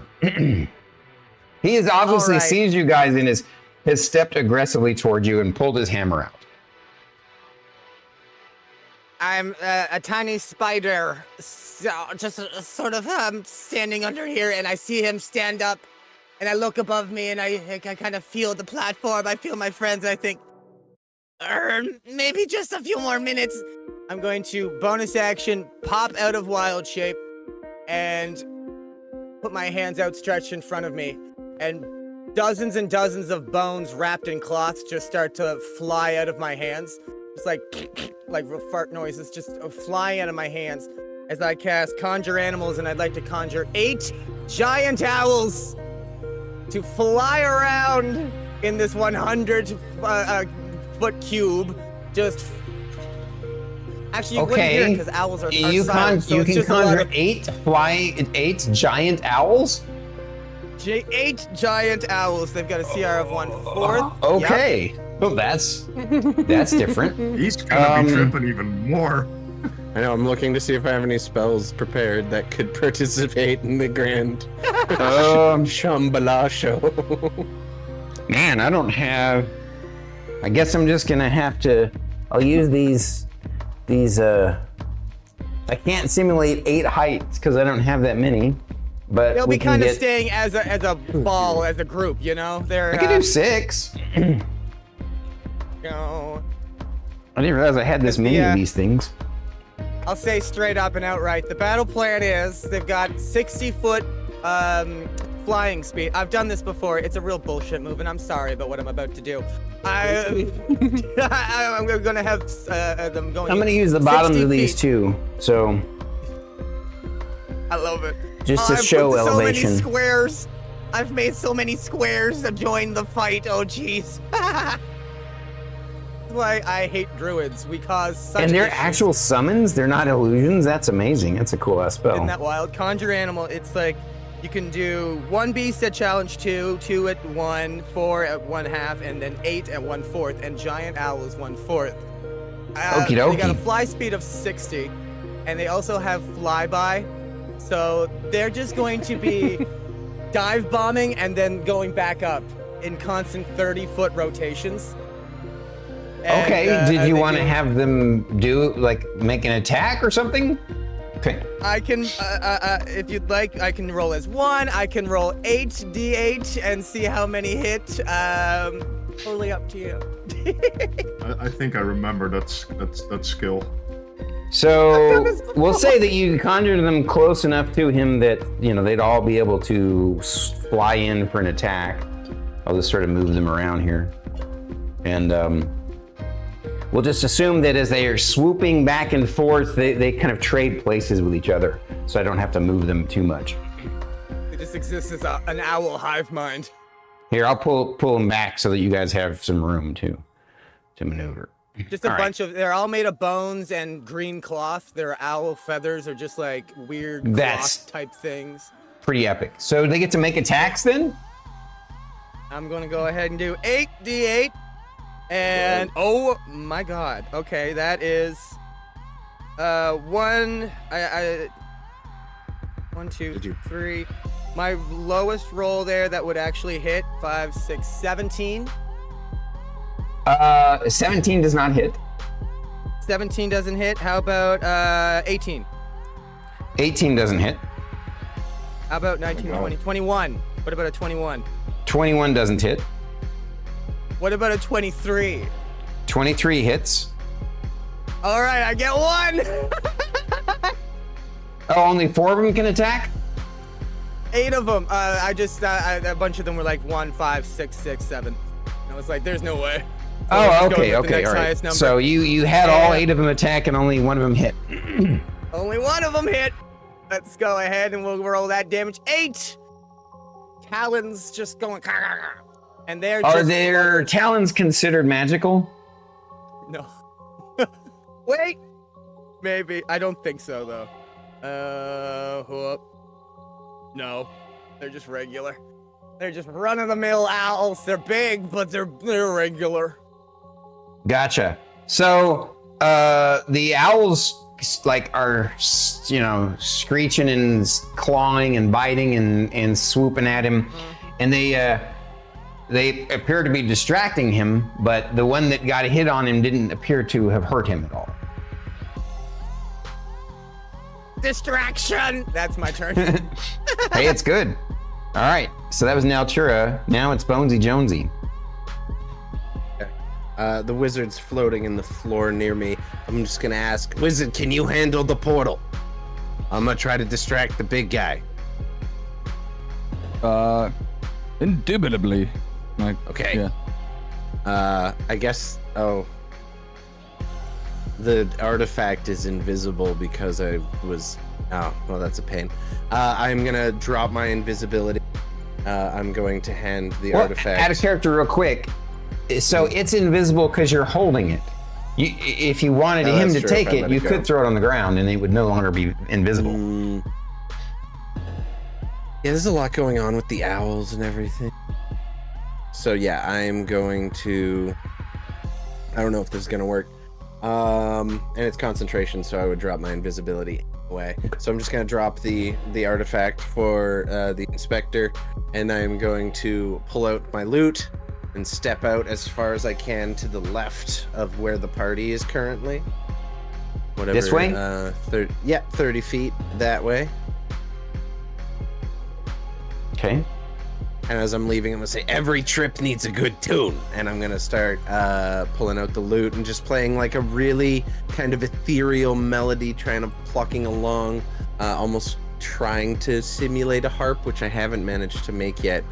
And I'm going to just try to cast Otto's Irresistible Dance on the Titan, who is currently tripping balls while I'm. That's a great very one. ethereal, jaunty tune. It is a Wisdom 18 save.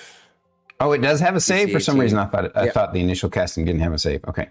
No, it's Wisdom DC 18. I'm just strumming along, trying to get a nice jaunty rhythm going. He has magic resistance, so I get to roll 2 dice. Fuck. What's the DC? 18. And it's a will save, you said? Wisdom, yeah.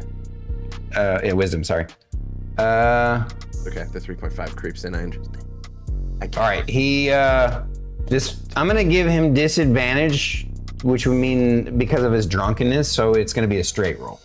I'm happy about it. And he fails. Start to hear. There's a lady. But unfortunately, his legendary resistance, like he has that instinct still, even when he's drunk, to use it. So he uses up one of his 3 legendary resistances to resist it. He's like, I don't want to move around and puke even more. That's what he's thinking to himself. Tapping his foot. Damn. Didn't work. All right. F. And Inspector Dread, it's your turn. Okay, bonus action just off the piggybacking of that tune. I'm gonna give Inspector Dread one of my inspirations. Perfect. Okay. That's Thank you. Turn. Got you. So I have the relic. Yes, you can. You can move 5 feet and pick it up. Do you need a roll for me to judge on how to use this thing? Yeah, I need you to roll an Arcana check. Okay. You get to roll at advantage. because you're, enamored by technology. Right. Advantage was nice. It got us an extra 1. 15 total. All right, you quickly surmise, taking a look at the device with the ancient magical runes that are on it, that it would actually, it's almost like there's a magical key code, a sequence of 3 words, 3 magical words that you have to say to activate it, and you have to say them out loud while holding it and pushing both ends. And you realize, well, that would have been loud enough that probably would have woken him anyway. So you're kind of in the same spot you probably would have been just a little bit sooner, and you got the jump on him. So, and you notice that the runes, they say, abra freaking cadabra is the 3 words that you have to say. Oh, we know that? Yeah, they're written in runes on the device. Oh, okay. I say the words. Okay. Yeah, you are, you get the sense that the way it works is each one has to be activated in order in a round. So it requires, even though you can say them all at once, you have to say them, activate it, and it takes roughly a round, and then you have to do that 3 times. So effectively it'll eat up 3 rounds if you want to continue to do that. Okay. Is everybody in this thing? Like, where? It doesn't look like it. No. Okay, so they have 3 rounds to get. Oh, by the way, I forgot to clarify too. You all know, because now you've inspected this and inspected the portal up close, you realize this isn't your standard teleportation circle that teleports everybody within the teleportation circle. It's kind of different than you guys' device, which would do that. What this does is it literally opens up a portal. It's like a round, like 2-dimensional portal that you have to walk through. Okay. Clear destination ahead. I like that. So what you want to do? Well, I guess I'll say the first round's worth of words. Okay. Abra, click, activate. He activates the first one. The runes on the device activate by, one of the words activates. And then it is now back to the top of the round. Ursus. Right, I'm gonna move in front of Inspector Dread to kind of shield him off. Okay. Like this? Yeah. How far away is the what's he called? The Empyrean, right? The Empyrean is 30 feet away from here, from you. Okay. I am gonna throw a javelin at him. Okay, you move there and then throw a javelin at him. Roll it. Are your javelins magical? They're non-magical. Okay, go ahead and roll your attack. 18 doesn't hit. No, it bounces off of his thick skin and falls to the ground. And my second one, 31. It hits, and it looks like it's going to penetrate, and then it just falls to the ground, and it looks like his skin hasn't taken any damage. And you get the sense that he can only be hurt by magical weapons. Oh, that guy sucks. I just take out my great axe and get ready in a battle stance. Okie dokie. Now it is his turn. And he's like, oh, you're some weird looking rats. Big too. I don't like you. I'm gonna randomly, let's see, we see 3 of you. No, actually the bard is also visible now, right? All right. Correct, Rusty? You're visible? Yep. All right. I am very visible, yes. All right, so everybody's visible. He's gonna randomly choose who he shoots with a bolt of radiant lightning.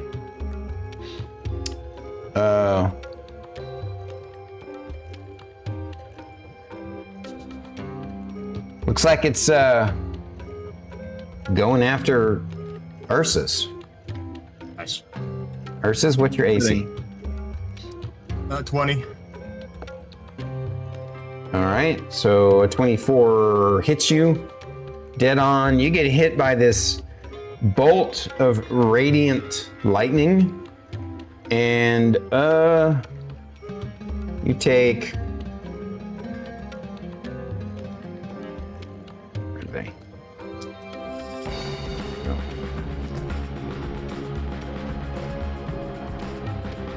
24 points of damage. Okay. And now that's all he does on his turn. So now it's Naltura's turn. Well, Naltura's gonna see that the owls aren't doing much outside of being pretty, but he's gonna say, "Good job," I think. And he's gonna reach his hands out, pointing towards the big guy, and I'm gonna cast Blight at a 6th level. I'm gonna need a con save of 19. Okay. He rolls at advantage. Con save of 19, correct? Yes, indeedio. And he succeeds. Does he take no Okay. damage or half damage? Half damage, and so you'll be Okay. taking half of 38. All right. Necrotic First damage. He takes his 17, I think. 19. 19, yeah. Thank you. Okay, dokie. And then it's just a good old slippy, sloppy round of attacks. Let's just hope that I get another nat 20. Okay. Oh, they only have a +2 to hit? +3. Or a +3? Oh, okay. So, but 22. Yeah, 22 hits there. 22, exact. I get one again, yet again. Lovely. All right. All right, that's just so we'll say fantastic. that it gives him a bit more of a distraction. I'm gonna give, you didn't know this, but I gave him disadvantage on the attack because of your birds and because of his drunkenness at the same time. So, just thought I'd let you know. Well, 12 talon damage. And that's my turn. Yeah, again, because they're not magical, it doesn't seem to have any effect on him other than it's distracting him. Okay, good. That 12 helps. points of distraction. And now And that's me. it's Bonesy's turn.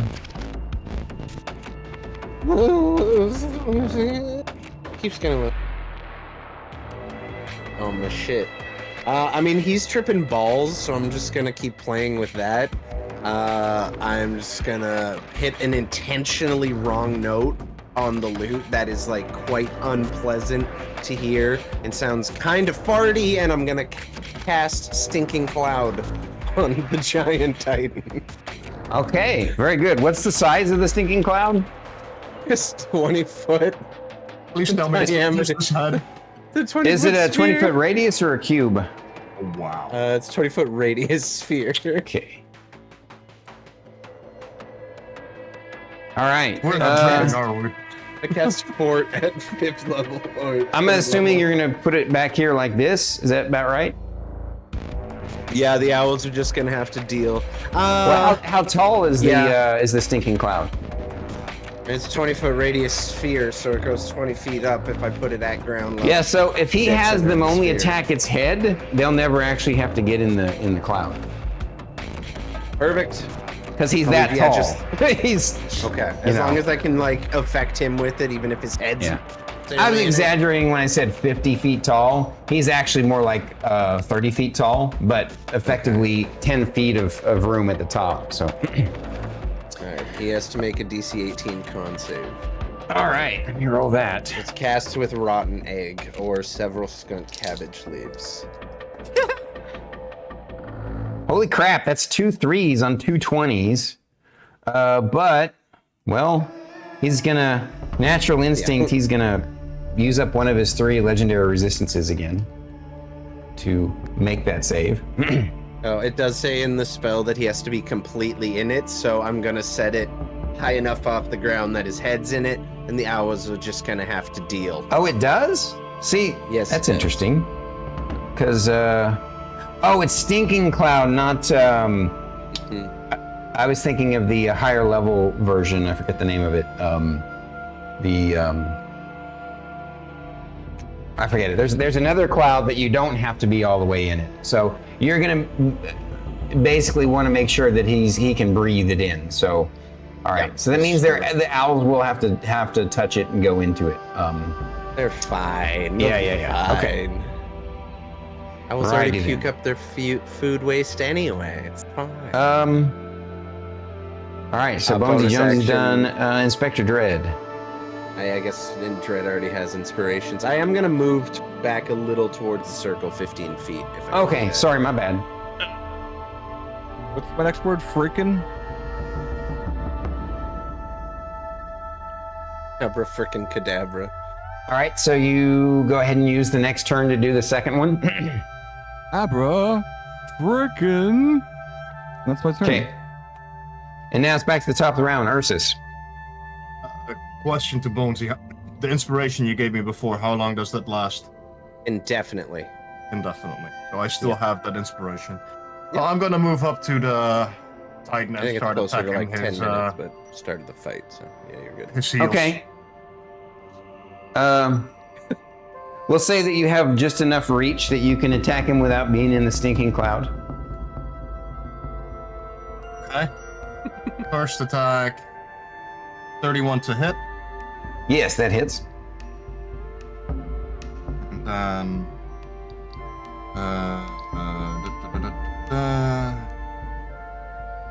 damage 19. 19 damage. Okay. And then my second attack is 26 to hit Yes, that hits. with 14 damage.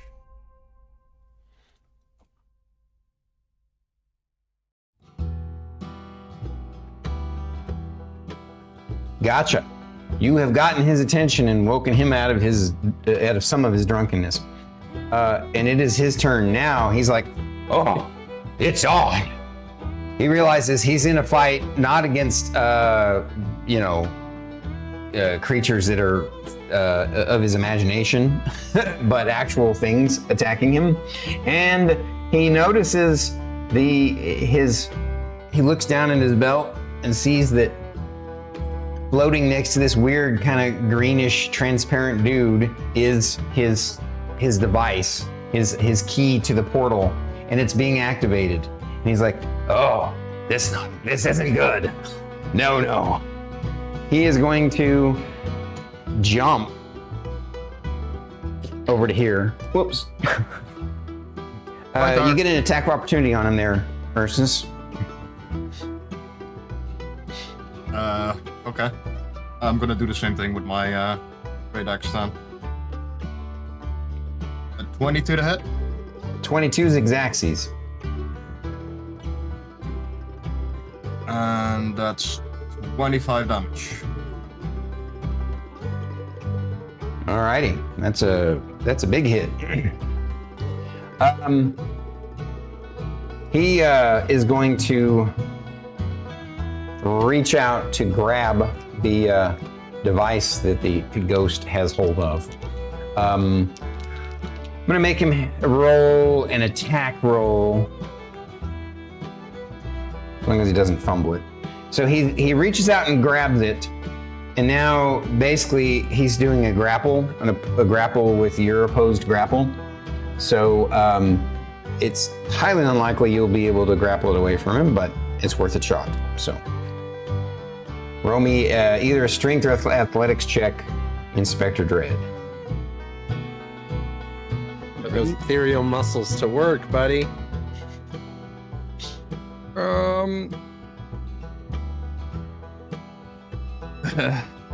10.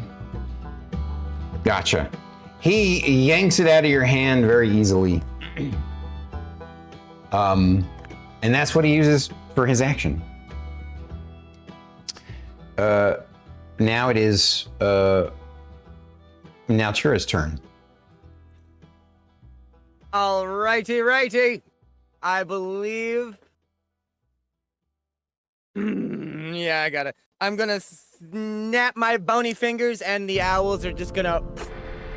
Okay. As they all mush and form as like a mass of bones and owl feathers into a long tube that stretches out around and around the big man as I recast Conjure Animals, but this time turning it into a giant constrictor snake. Okie dokie. That's pretty clever. In hopes of getting I'm this gonna- big man. It's about the closest thing that I have to a giant constrictor snake is this big centipede. That's so- exactly what it looks like, actually. Okay, you want it to be a centipede? All right. It's like a sickly looking, monstrous, very oozy. It looks like something from Real Monsters. Yeah. All right, so you're gonna have it try and basically grapple him, make it roll an attack action. 24 to hit. That's a hit for sure. Awesome. And so that's gonna take 13 bludgeoning damage, which you know, whatever. But until Is the it a grapple magical ends, creature? No. But that's not what I'm looking for. The Right. I creature didn't is think so. So now we're gonna grappled. roll opposed grapple checks. As long as I hit, the guy's grappled. And so Oh, that's he's got an right. escape. That's right because it's that's a baby. special ability, right? He can try and break it next Wraps turn, around. but so basically you see Naltura resummon a new creature, a giant centipede snake thing, and it just wraps around him and he goes, and he hurls again, and then anything else, Naltura? No, that'll be me. Okay, BonesyJonesy. Chowder. Okay, can we not? I cast Dispose of Cat. Third level. Chowder's got a high con. Okay. And high charisma. Burning through my spells.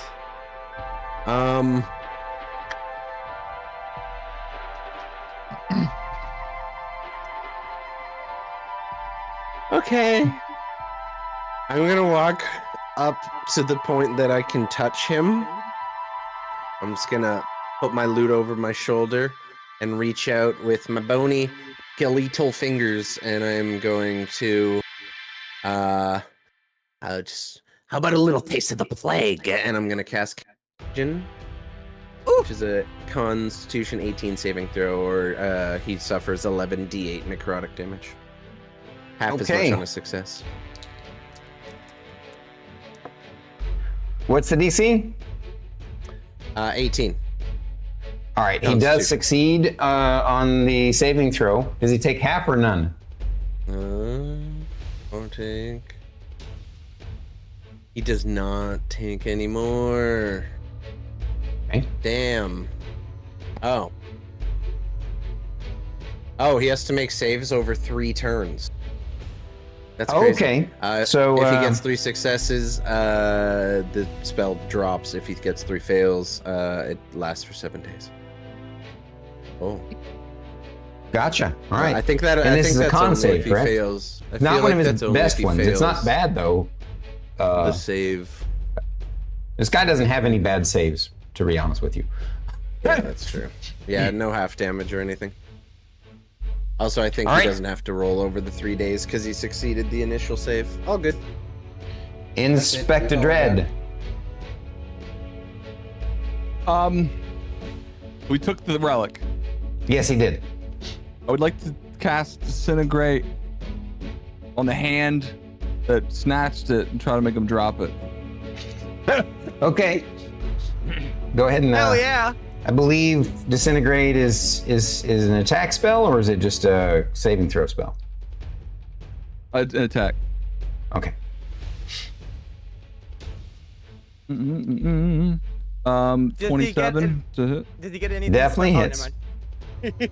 Okay, Yeah, so that's you have inspiration still, just in case you need it. He didn't even need it, but yeah. I gotta roll 10d6. Let me see here. This is 5, 9, 12, 14. Oh, it's on a failed save. So it just says a creature targeted so that a thin. Yeah, you don't even have to roll an attack spell with disintegrate. It's just a saving throw. A deck save. Let me see here. His deck save is his worst save. Good God. And he fails it. However, he's going to use his last legendary resistance on that. Oh, burn through him. Oh, brother. Was it half? He's got no more legendary resistance now. And it's back to the top of the round. Ursus. Yeah, I'm gonna bonus action rage. Because I forgot that last time. And I'm gonna keep cutting at his feet and heels with my axe. Okay. So you're going to turn around and he is, like I said, he's currently bound by the creature. Make your attacks. First one, 31 to hit. Yes, that hits. 21 damage. Second attack, 26 to hit. Yep. With 23 damage.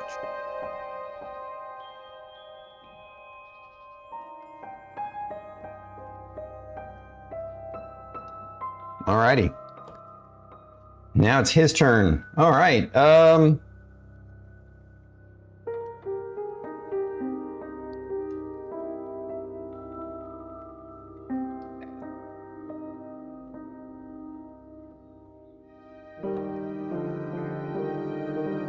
gonna die. What a boy. I cast Raise Dead on myself. Great. I knew I should have taken resurrection.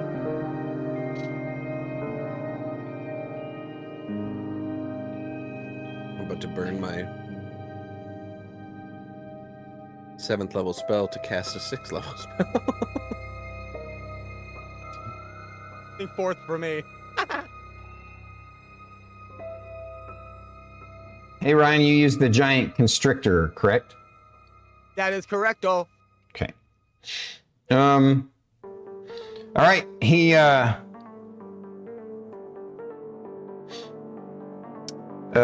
need you to roll me an opposed athletics check with the Titan, as he's basically going to rip the thing in half by, breaking it. If you want to get out of it, it does say right here, bludgeoning damage, targets grappled, escape DC 16. Oh, just as an escape DC of 16. He doesn't even have to roll. His minimum athletics is a 17. So he just escapes out of it and then makes an attack roll. He makes 2 hammer attacks against your snake because it really pissed him off, making him puke. 1 hit. The other hits. I like to cast Flick Uvula. Puke. Hit that little dangly thing that swings at the back of my throat. Don't spit it out. I cast Flop at level 4. With his 2 attacks, he does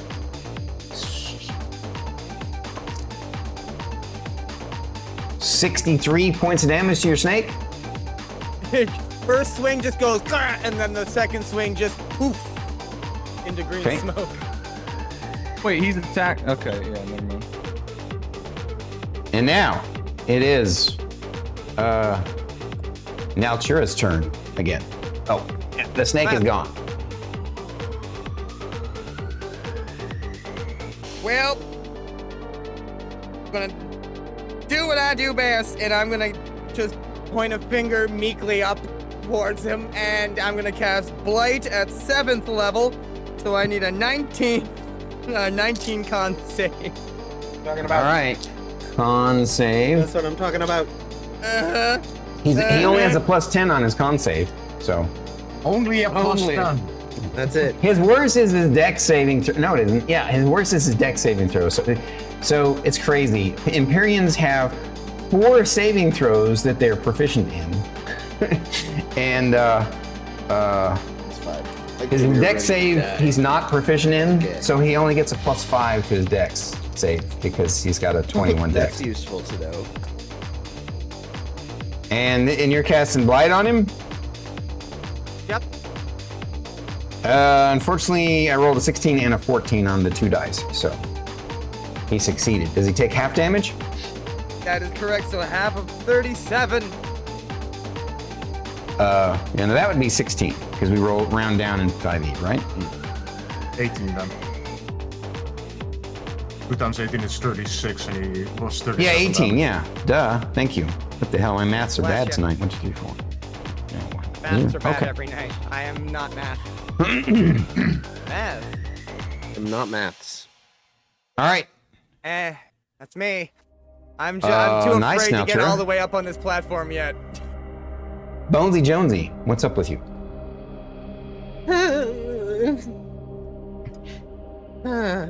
I am going to just take the loot off my shoulder and be like, let's try this one more time now. And I'm gonna start playing the same song, but instead of like a really kind of more ethereal melody, I'm just gonna make it a little jig that's a little more danceable, and I'm gonna cast Auto's Irresistible Dance.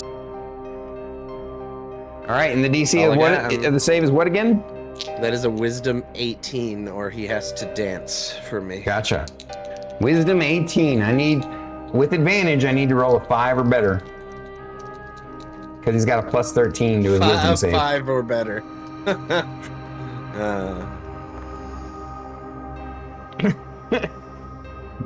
He rolled. All right, I 4, rolled a didn't he? 3 and a 2. My dice are liking you guys today. He starts dancing a jig. And shits himself while he does it. My tunes are so good.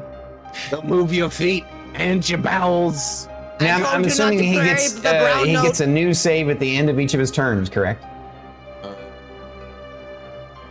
Begins a comic dance in place, shuffling and tapping its feet. If they can't be charmed, they are immune. I don't know if that makes the difference. Oh, he yeah, that's a must good use point. Let me all- double check something here. Yeah. Either way, he must use all his movement to dance without leaving his space, and has disadvantage on dex saving throws and attack rolls. While he is affected by the spells, other creatures have advantage on attacks against it, and as an action, they can make a wisdom throw to regain control of themselves, which Gotcha. is kind of nice. I don't see anything in there. Y'all can just beat on him. Just beat his ass.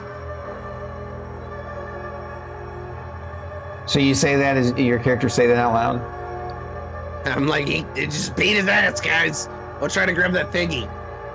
All right. Yeah, let's there's go nothing there on and here that use, says he can't be charmed. I don't see anything in his stat block. So, all right, Dance, bitch. all right, Inspector Dread, you're up, sir.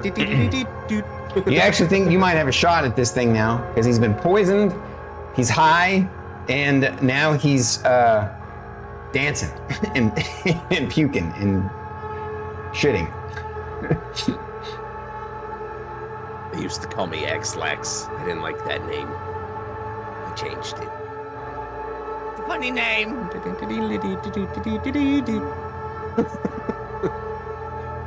Oh, Made a just so Titan you know, dance today, Pelican, that the feels good. poisoning that he was undergoing isn't the kind that gives him disadvantage. It just, I took a bunch of his hit points off. Oh. Love To, that. to be clear, I took 63 of his hit points away based upon you guys' poison. Love it. What happens when you pile a bunch of mushrooms in someone's beer? What you got there, that'll be my Tark? turn, though. Oh, I'm up. What are the damage immunities? Of the guy? You know? You know that he can't be hurt by anything that's not magical. That's all you really, truly know so far. Okay. While your character had a lot of knowledge of these things, you don't remember them being particularly immune or resistant to anything in particular. Like they don't have any, resistances to certain damage types per se. They just can't be hurt by anything that isn't magical, and they have magic resistance. and they count as magic weapons themselves. Okay. Yeah, over here. I'm gonna move towards it and try again on the hand holding the relic and use my new spell, Finger of Death. Ooh, okay. It's a con saving throw. Okay, what's the DC? 18. Okay. Get fingered. Get fingered.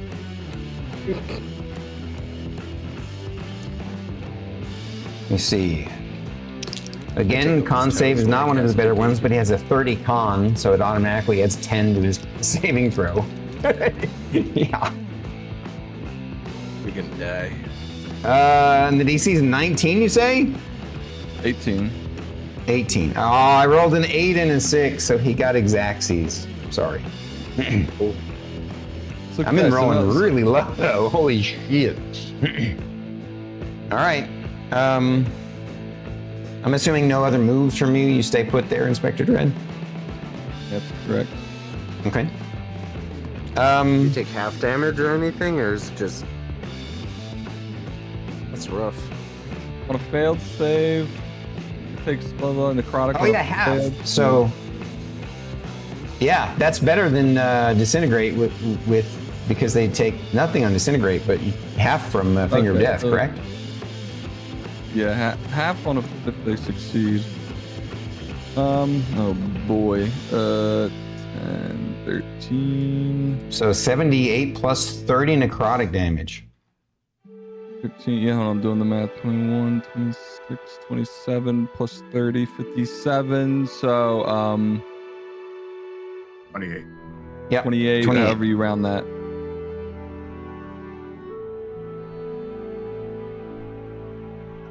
Does he drop it? No, but he's feeling the searing pain, that's for sure.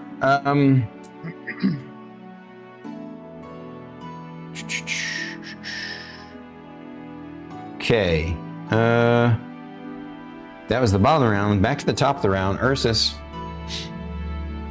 Can I reach his hand that is holding the artifact with my axe? What's your height? Oh, with your axe? Yeah. I am... So, I'll say this. In 5e, there aren't technically rules for what's called targeted attacks, where you want to target something specific, but I'm going to make some up on the fly. You can't technically do that with a spell like Disintegrate or Finger of Death. You're shooting at the living creature or that you're targeting. I know that's what Tark was wanting to do, but technically speaking, the spell hits the person and it affects them. It's not going to affect a piece of them. Now, with a physical weapon in 3.5, there were rules where you could make special targeted attacks. It basically makes it a lot harder to hit what you're hitting. So I'm going to sort of port some of the 3.5 rules. If you choose to try and physically target just his hand, I'm going to say you can roll at disadvantage, and he'll get a little bit of an AC boost as well. But if you do, then you have the potential of causing specific damage to that area, and then we'll cover that if you decide you want to do it. Yeah, I'm gonna do that because Bonesy's attack gave us advantage on attack roll, so the disadvantage would just be mitigated, right? So it would just be a plain roll. Wait, Bonesy's did what now? Didn't it give us the cloud? Give us an advantage on... Cloud's gone. Oh, the cloud's gone. Never mind that. Yeah, and he left it a long time ago. Yeah. But he is dancing like a fool, so if you hit him or attack him, it's at advantage, and he makes dex saves at disadvantage. Yeah, you have advantage to attack his... Oh, I see what you're saying there, Karen. Yes. So right now you have advantage, so if you're trying to target just his hand specifically with your attack, physical attack, it'll be a straight roll. And then I'm gonna give him a boost to his AC. I'm basically gonna give him half cover. Right, I'm gonna do 2 attacks on his hand then. Okay, go ahead and roll it. First attack, 25. And that's a straight roll, one roll? That's a straight roll, yes. Okay, that's a hit. Damage is 26. All right, and your second attack? That's 19. That doesn't hit. Okay. So what happens is you don't end up necessarily getting him to drop it, but I had him take extra damage in that area. And what happens is you kind of hack through half of his hand. And so it's kind of, it goes limp and is hanging loose partially off of his arm. And so effectively his grip on the thing effectively loosens enough that it's like super like loose hanging off of his finger. If you had gotten that second attack into a hit, I would have had you basically hack his hand right off. At any rate, now I could have fucking used the inspiration there, couldn't I? You still can if you want. That's a 1d10, right? Yeah.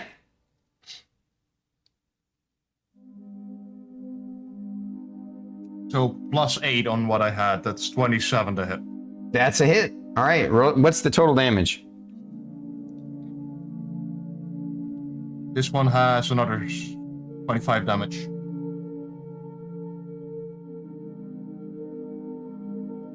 Okay. You hack his hand off, and his hand with the device falls to the ground, and he's looking down at that, and he's like nauseated and feeling like shit, and he's like he's tripping balls out of his head, and he just watched his hand get hacked off. And on his turn, he says, "These fools don't pay me enough. Fuck this shit, I'm out." And then he casts planar portal and nopes out of there. He just gets his shit out. That he says all of that, dancing a merry jig because he never ended the spell. Oh, so yeah, he need to roll that danced. saving throw. Ooh, he's right. He can't do all that. Yeah, he has to use his action, but he can. Yeah, he has to stand there dancing this whole time. All right. Let's use the action to break it. I like the idea of him dancing out of a pool. Like I'm willing Yeah, to that would be fucking bend the amazing. rules of the Well, spell. okay, I guess he could. So it said. Let me look at the spell. Let me see. Just cast it on himself. He just dances out. What's it called again? Auto's Irresistible Dance. That's a classic one, by Auto's the way. Irresistible Dance. Yeah. The 2014 version. All its movement to dance without leaving its space. Cast it under your feet and fall straight down. Just dance down through the floor. Oh, it can still Michael attack. Jackson It can still exit. make actions, it looks like. He can make attack rolls, yes. He has to use his action to end it.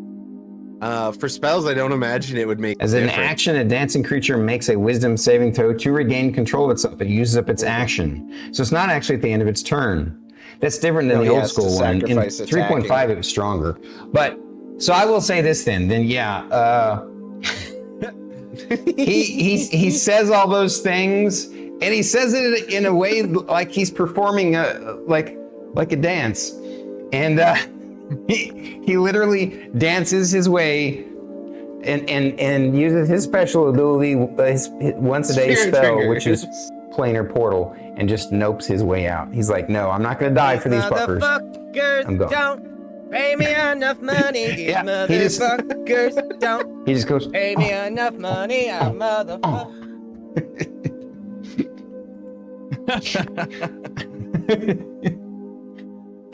all right. Yeah. Oh my god.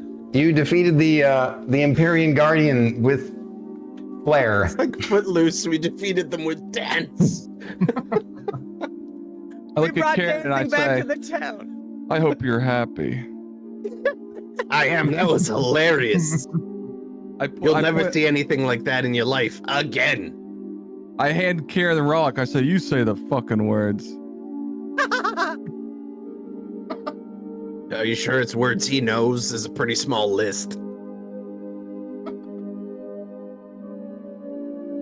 All right.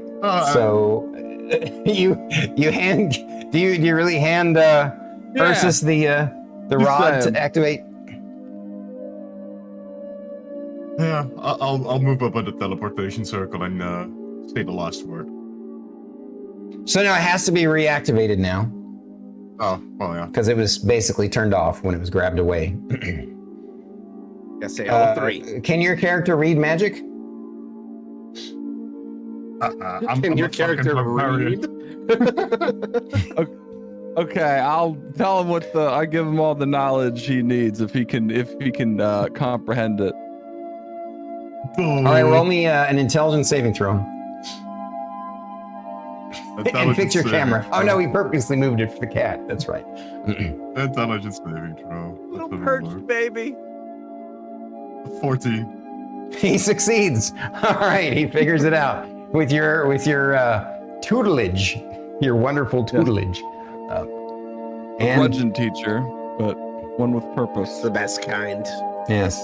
All right, so you guys activate the portal, and this.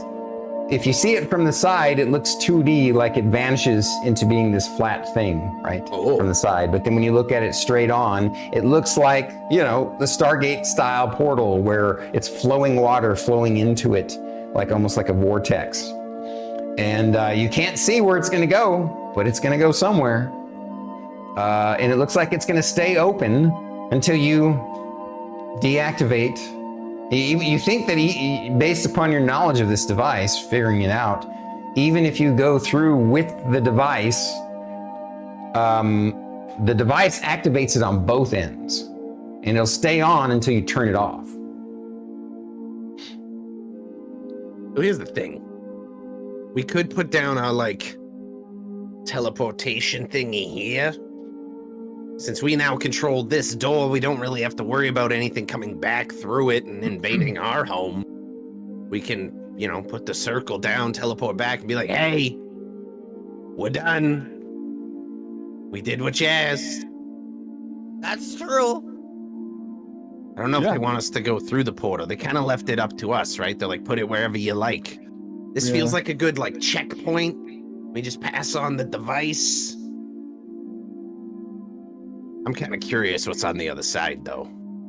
Could be a cool adventure. Wouldn't say no. Okay, I'll just poke my head through. What happens? Oh yay! Oh no! You try and poke your head through, and of course, just touching it is what causes you to transport through to the other side. No, we know. Can I deactivate the thing? Huh? Turn the portal off. Turn it off. Turn it off. So you see your buddy, the ghost, he kind of sticks his head through. Wait, let me ask you, let me clarify. Are you sticking your head through while on the material plane or while ethereal? Elaborate? What do you mean? So as an incorporeal creature, when you move through the floors and stuff, it's because you're becoming ethereal. You're you're basically becoming non-corporeal, non-physical. And so for you to manipulate physical objects, you have to make a portion of yourself material, and to interact with things that have a material effect, like a portal or teleportation, you have to make yourself material. And so I'm asking you if you're doing that with the intention of seeing through the portal, or if you're doing it while you're ethereal. My intention was to see if I could see through, so it sounds like I got sucked through. Yes, okay. It would have been funny if you had done it while ethereal, because you guys would have just seen his head poking through one side of it. But yeah, all right. You find yourself, your buddy disappears as he vanishes into the portal. You're like, he was gonna test things and now he just went through. And you find yourself in what appears to be a very well-kept kind of giant round underground, you think it's underground because there's no windows. It's this giant round kind of piano black stone with gold inlaid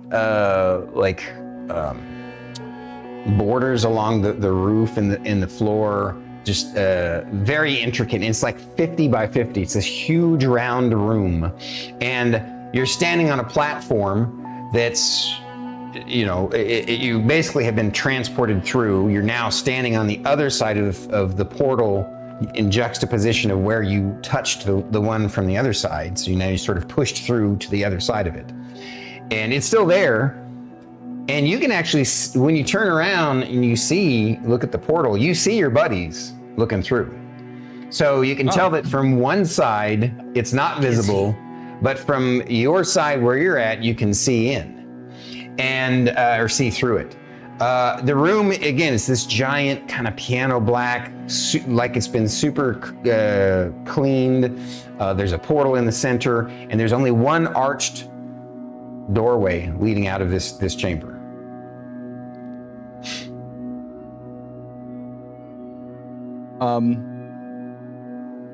I cast one magic missile singular towards Kieran's head through the portal. Okay. I'm going to give it a 50-50 shot that the magic will stay kind of cohesive through the portal, even though it probably won't. I'm going to give it a 50-50 shot.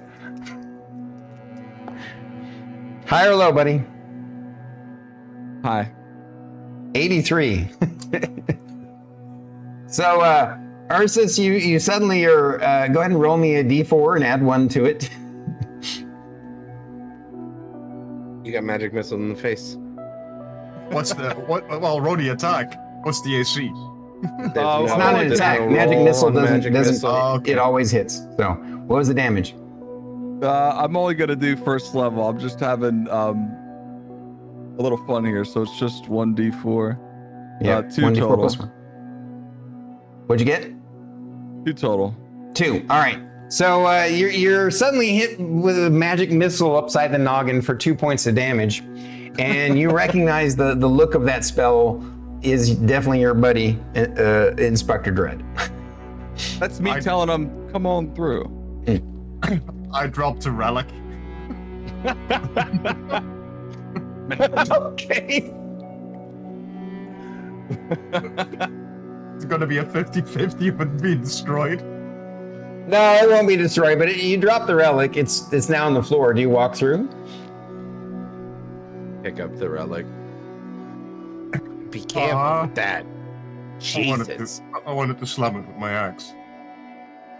No. We have a job to do. I don't know if he meant that as like come on through, it's safe, or if he's like under attack and one of his spells just went awry. I'm not sure. Does anyone have the teleporty stick? It's magic missile. It went exactly where it was supposed to. That's true. I don't have that spell on me. Who was it that who had the teleporty stick? I believe it was probably Inspector Dread, wasn't it? Yeah. Motherfucker. Yeah, I'll true. We don't really have a choice, ladies. Oh wait, and gentlemen. no, you would have kept that probably in the bag of holding. Who's carrying the bag of holding? I think it was Naltura then. Me, I don't know. You guys decide amongst yourselves who would have the teleport rod. The funky piece of technology, probably. Pretty sure I had it because of that. Yeah, he would have loved it. Yeah. Okay, fair enough. Well, my plan was to open the portal here, and then we have like a crisscross. But I guess he has other plans. So, well, I'm gonna pick out the loot again and just play myself a jaunty little tune, and walk right through the portal as well. All right, so I have you walk through the music portal. When I appear the other side. I have arrived. Your buddy BonesyJonesy has joined you, Inspector Dread. I'll go through the portal as well. Yeah, me too. All right. All four of you have passed through the portal and are now looking back through it, seeing just the empty room and the bloody stump hand of the the Titan you defeated. And leave that behind. Whatever. I'm gonna pick up the hand. The portal's still open. I did indicate that. I'm gonna reach Souvenir. out and just grab the hand and fold the fingers down and hold up the middle finger towards the inspector. Hey, you like that? I thought we weren't a comedy group. Comedy's different. Everyone knows it's better. As soon as I leave the... That hurt my soul to say out loud. I'm so sorry. As soon as I leave the portal, I take out the wand of smiles pointed at Inspector Dread. Can I have a, what's it called? What do we need for that? I feel like that's a wisdom save of like 10. I think it's charisma. 10 charisma. That's my saving throw. Oops. 4. Well, you're smiling. Have fun. All right. So you guys, the four of you are now on the other side. You see this 50 by 50 giant round cathedral room. It's the walls and the floor are piano black, glossy, the ceiling as well. And there's just one exit, an archway, and a corridor leading into the distance. A light blue glow in the distance.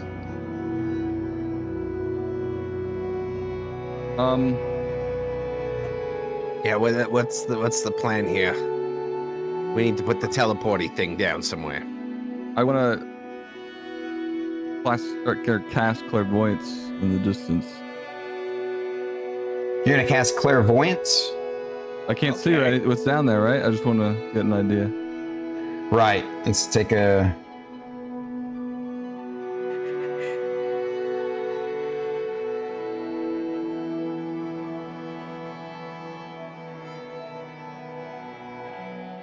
Use that one.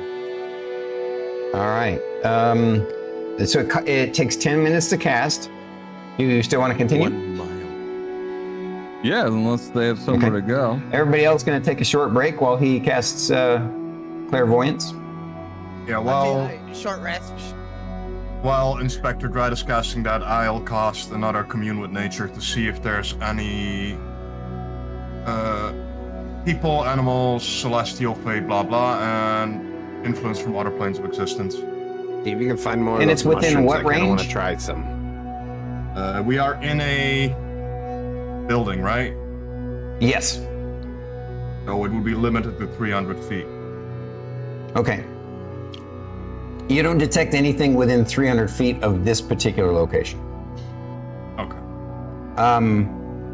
So clairvoyance, you create an invisible sensor within a range in a location familiar to you, a place you have visited or seen before, or in an obvious location that is unfamiliar to you, such as behind a door, around a corner, or in a grove of trees.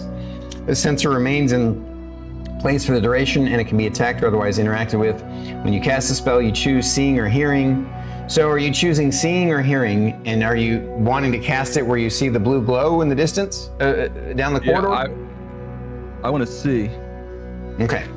So, I'll quickly be right back. what your clairvoyant floaty orb shows you is that it looks like at some point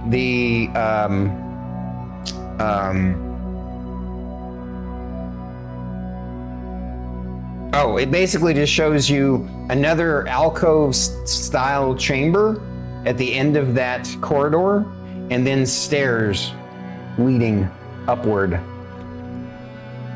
Basically, it's like a continuation of the corridor, but like this corridor goes straight, flat, goes into a small alcove chamber that's like 10 by 10, and there's some glowing blue continual flame braziers glowing on the walls, and then another archway with the corridor continuing onward, but it's steps leading straight up. Well, not straight up, but like at a pretty steep angle up. Okay. I tell the party this info. What do we think? Probably a good idea to go see what's down there. Maybe better place put teleporter. And don't forget that BonesyJonesy did ask you guys if you think you should activate the portal here or on the other, or, the teleporter rod here or on the other side of the portal. Because you can just go. You haven't shut it down yet, so you can just walk back through if you want to. Right. Yeah, I like that idea. I think it's safer that way, right? Because like, what if these adventurers, these champions or whatever, they find our portal and then they show up back home and do the same shit they did back there. Hi, Quinn. Good point. So you're gonna walk back through the portal, and like in this chamber right here, you're gonna activate it. I think that's the best plan because we controlled the door, right? Like they can't just get through here now. I don't think. Right. Not if it's attuned to this. And I Gotcha. hold up the thing that the meat bag was holding before. He was gonna destroy it, by the way, and just like trap you over here. No big deal. No big deal. That's funny. All right, so you go back through, you activate the teleportation circle rod. It creates a permanent teleportation circle that you can use, and then you go back through to join your buddies. Yeah, I would probably go through. All right, The I'm gonna go adventure's back not to this quite scene done. right here, since we're not in combat right now. You go back through the adventurer's portal to this weird round chamber, and you all continue to walk forward down that spooky corridor toward the alcove with the glowing blue continual flame braziers, and you start walking up the steps. Do you do anything as you walk up the steps? I would like to cast Arcane Eye, move it, and send the eye ahead of us. Ooh, Top okay. of the stairs. Very good. So he's casting Arcane Eye to send ahead.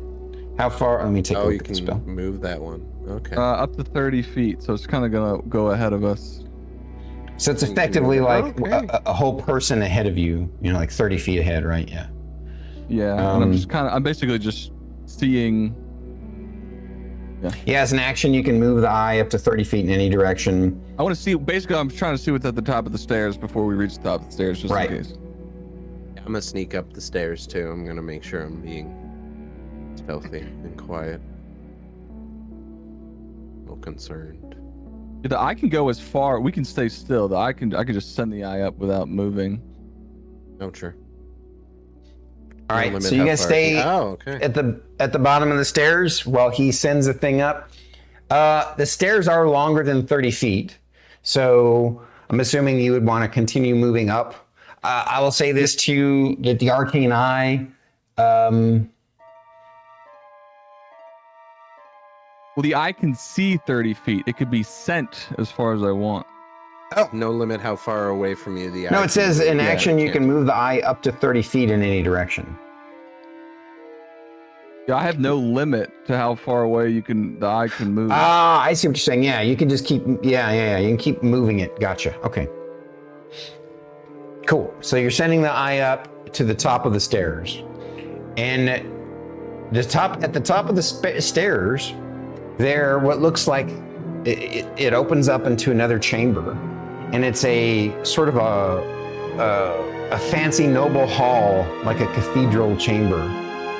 And just at a glance, you see in the distance at the end of this long cathedral hall, there is another archway leading off into some other rooms. But what's interesting about this cathedral hall there are these pillars on each side. There's like 3 pillars on each side, these giant Corinthian columns going up to a huge arched ceiling. It's incredibly, imagine one of those, like, it's a cathedral ceiling, and it's intricately painted and intricately tiled, and it's, you know, you got a dark marble floor with the white marble Corinthian columns, and it's just, you know, gorgeous and very ornate. There are blue glowing lit torches, continual light torches on all of the marble columns, and also in the center of the room there were only 4 total columns, 2 columns on each side of the room, and standing next to each of the columns is a statue with a plaque. But you would have to continue sending the eye forward to really get a good look, and you know, it doesn't look like they're a threat, and then they might be something you'd want to look at up close if you want to continue to send the eye up or whatever you want to do. It's up to you. What's in the center of the 4 columns? So I guess let me describe the room. So it's sort of a rectangle, and then there are 2 columns on each side, and then at the bottom of each column, in the sort of the center of the room, are statues of. They're very tall, like overly tall statues of people. Right. They look like some sort of effigies to somebody, and there are plaques at the bottom of them. And again, your eye is just sort of at the edge of the room, so it's just getting a glance. It's almost like a lobby to me in a way. Sort of, or maybe it's some sort of like a trophy room, or you know, maybe a And there are other archways, correct?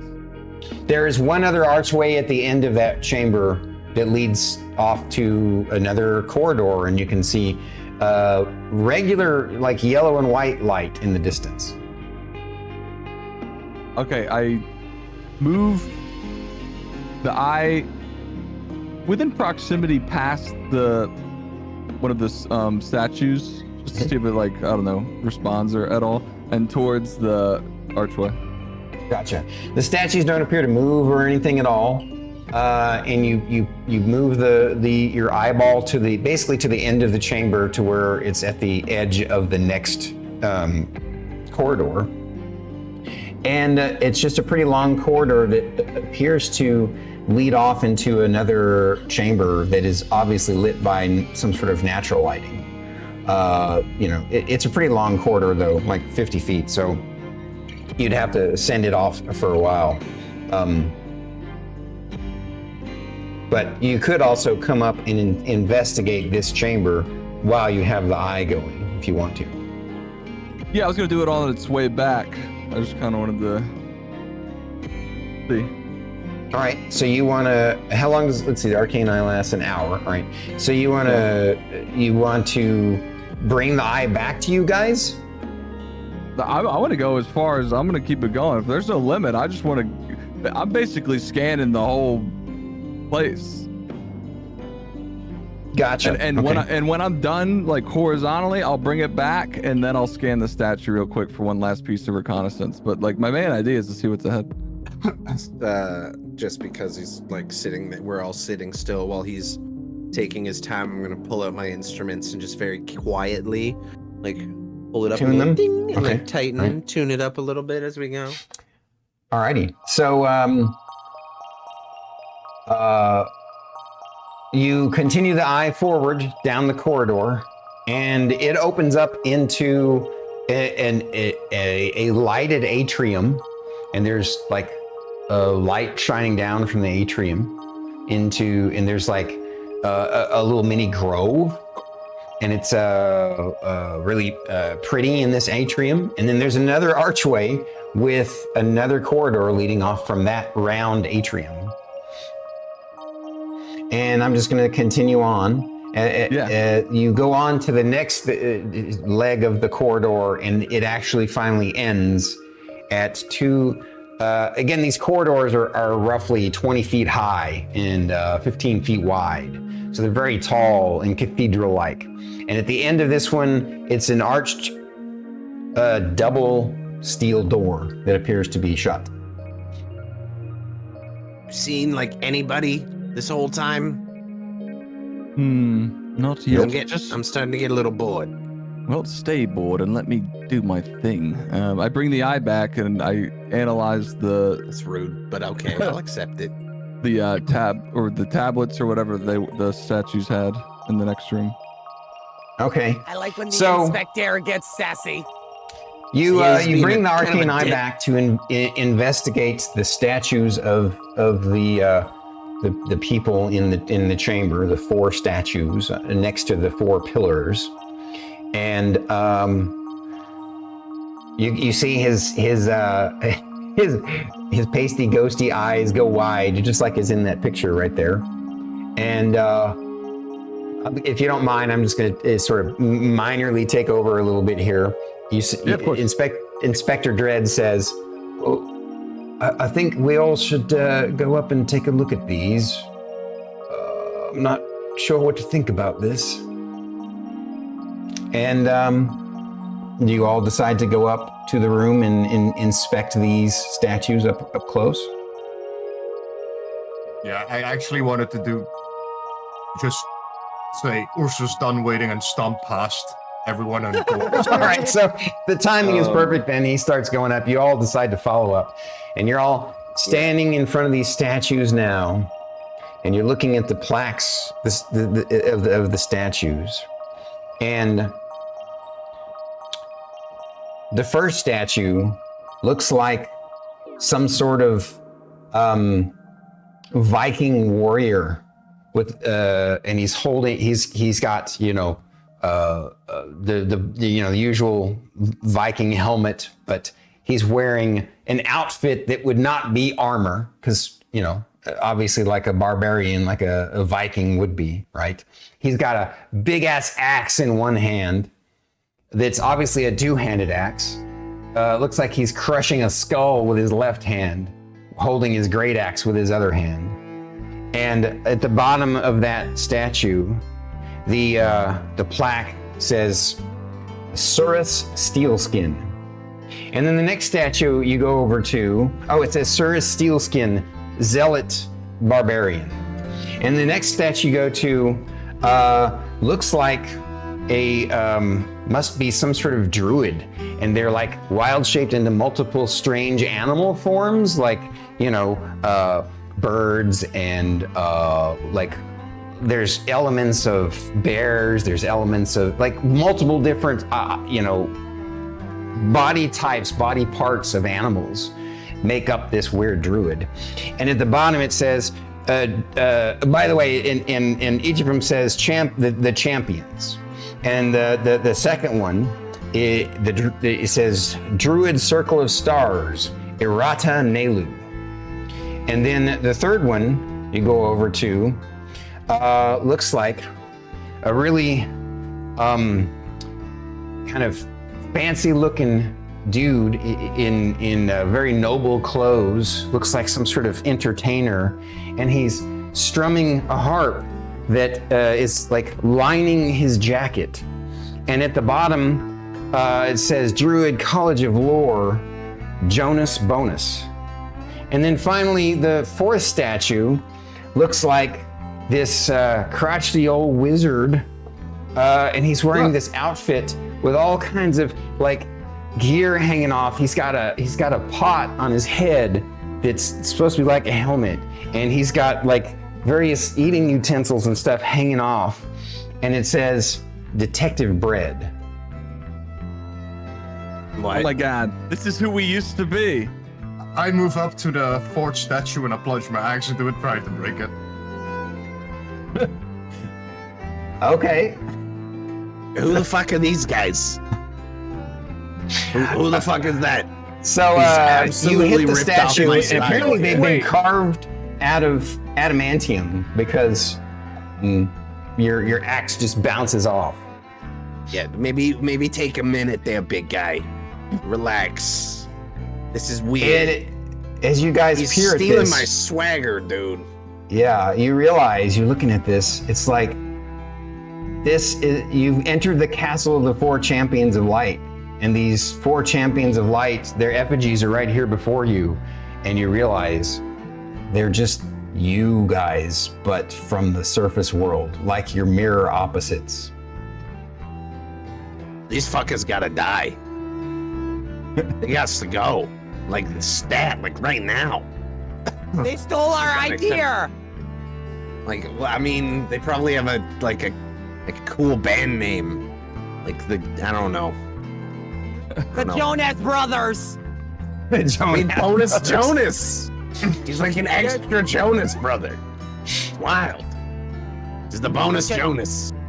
They're like the Disney version of us, and I don't like it. By the way, each of the plaques has a little title. The barbarian's title is, a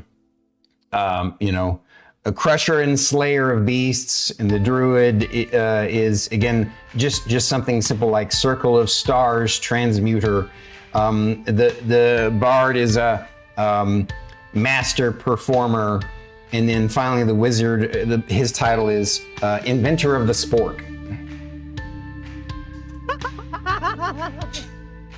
That guy's ripping off your style completely. You okay with this? You okay with this, Ghost Man? As long as he gives me the sport. Okay. I mean, maybe when we kill them, you can take it. I refuse to exist in a world where people can jack my entire identity like that. Look at the jacket. He didn't even try. It's like the same. I've been dead for so long, I don't even know who my identity is. I'm more caught up in... It's that fucking guy. Yeah, That's who your identity is. I know. I'm not as pissed as you. I'm kind of like, fascinated. Just excited to meet another like-minded individual. Yeah. Is the axe of the statue that similar to me? Is that just one statue, one piece, or is it loose parts on it with the weapon? No, it looks like it was magically carved out of a giant block of adamantium, or adamantine. Would have loved to have stolen that weapon. We right back to head office, tell them to invade with everything they have, and we lead the charge against these bastards. I have like no spells left. I don't think this is a today thing. I think there's like a gather the forces and invade. This is the surface Avengers world type Endgame. thing. Okay. And with that, guys, we'll leave you guys' final session on a cliffhanger of finding your opposites. I gotta say, so the entire adventure was something that I crafted, but at the end of it, I was having trouble. I wanted to come up with a fun special twist for you guys, and I was having a little bit trouble with exactly what I wanted to do, so I brainstormed with Star Kitty. And Star Kitty gave me this idea. She said, it'd be really funny if like the champions are like opposite version, they're the same as them. And I'm like, oh my God, that's so good. Dead for sure. I gotta give Star Kitty credit for that one. That's fucking cool. That was great. Guys, thank you so much. You guys did a great job with the Empyrean. I didn't weaken him that much, but you guys locked him down pretty hard. Poison, dude.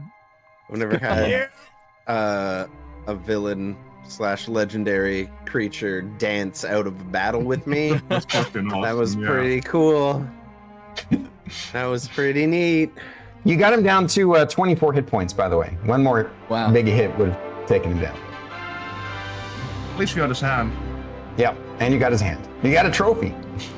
I kept that, by the way. I have use for that hand. After I did the middle finger gag, I tucked you guys it are like in the jacket. necromancers, so of course, yes. No, it's gonna be an instrument of some kind. I don't know. I'm gonna figure something out. I see. Gotcha. What can I use? What can I make? Like the twin flutes. Yeah. What can I make? I can make the smallest set of pan flutes with like the finger bone. I don't know. We'll figure it out. That'll get worked. Guys, I love you all so much and appreciate you for hanging out with these 3 sessions. I know it was a challenge to make it happen. Between the timing of getting these 4 cats wrangled together, and of course, then I got sick that one Saturday. I want to thank the audience for coming out to hang out with these amazing guys. I'm so grateful that Bandwidth and Banter was able to help me meet many of these guys, although we sort of met some of them not, without Bandwidth and Banter, but some of them we were kind of brought together because of it.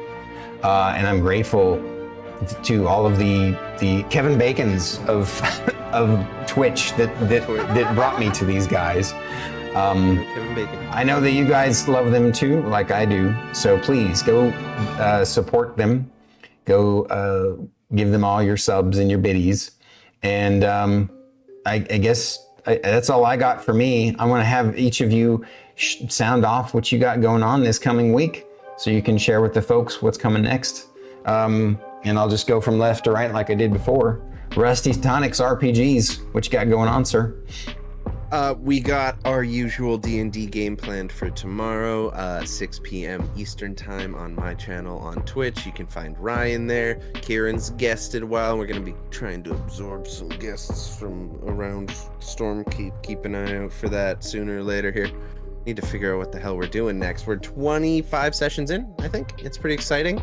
It's cool we've got that far already. So come check it out and see all the, chaos and wonder that comes from my D&D streams. That's about Excellent. Thank you, sir. RyanGeeWhiz?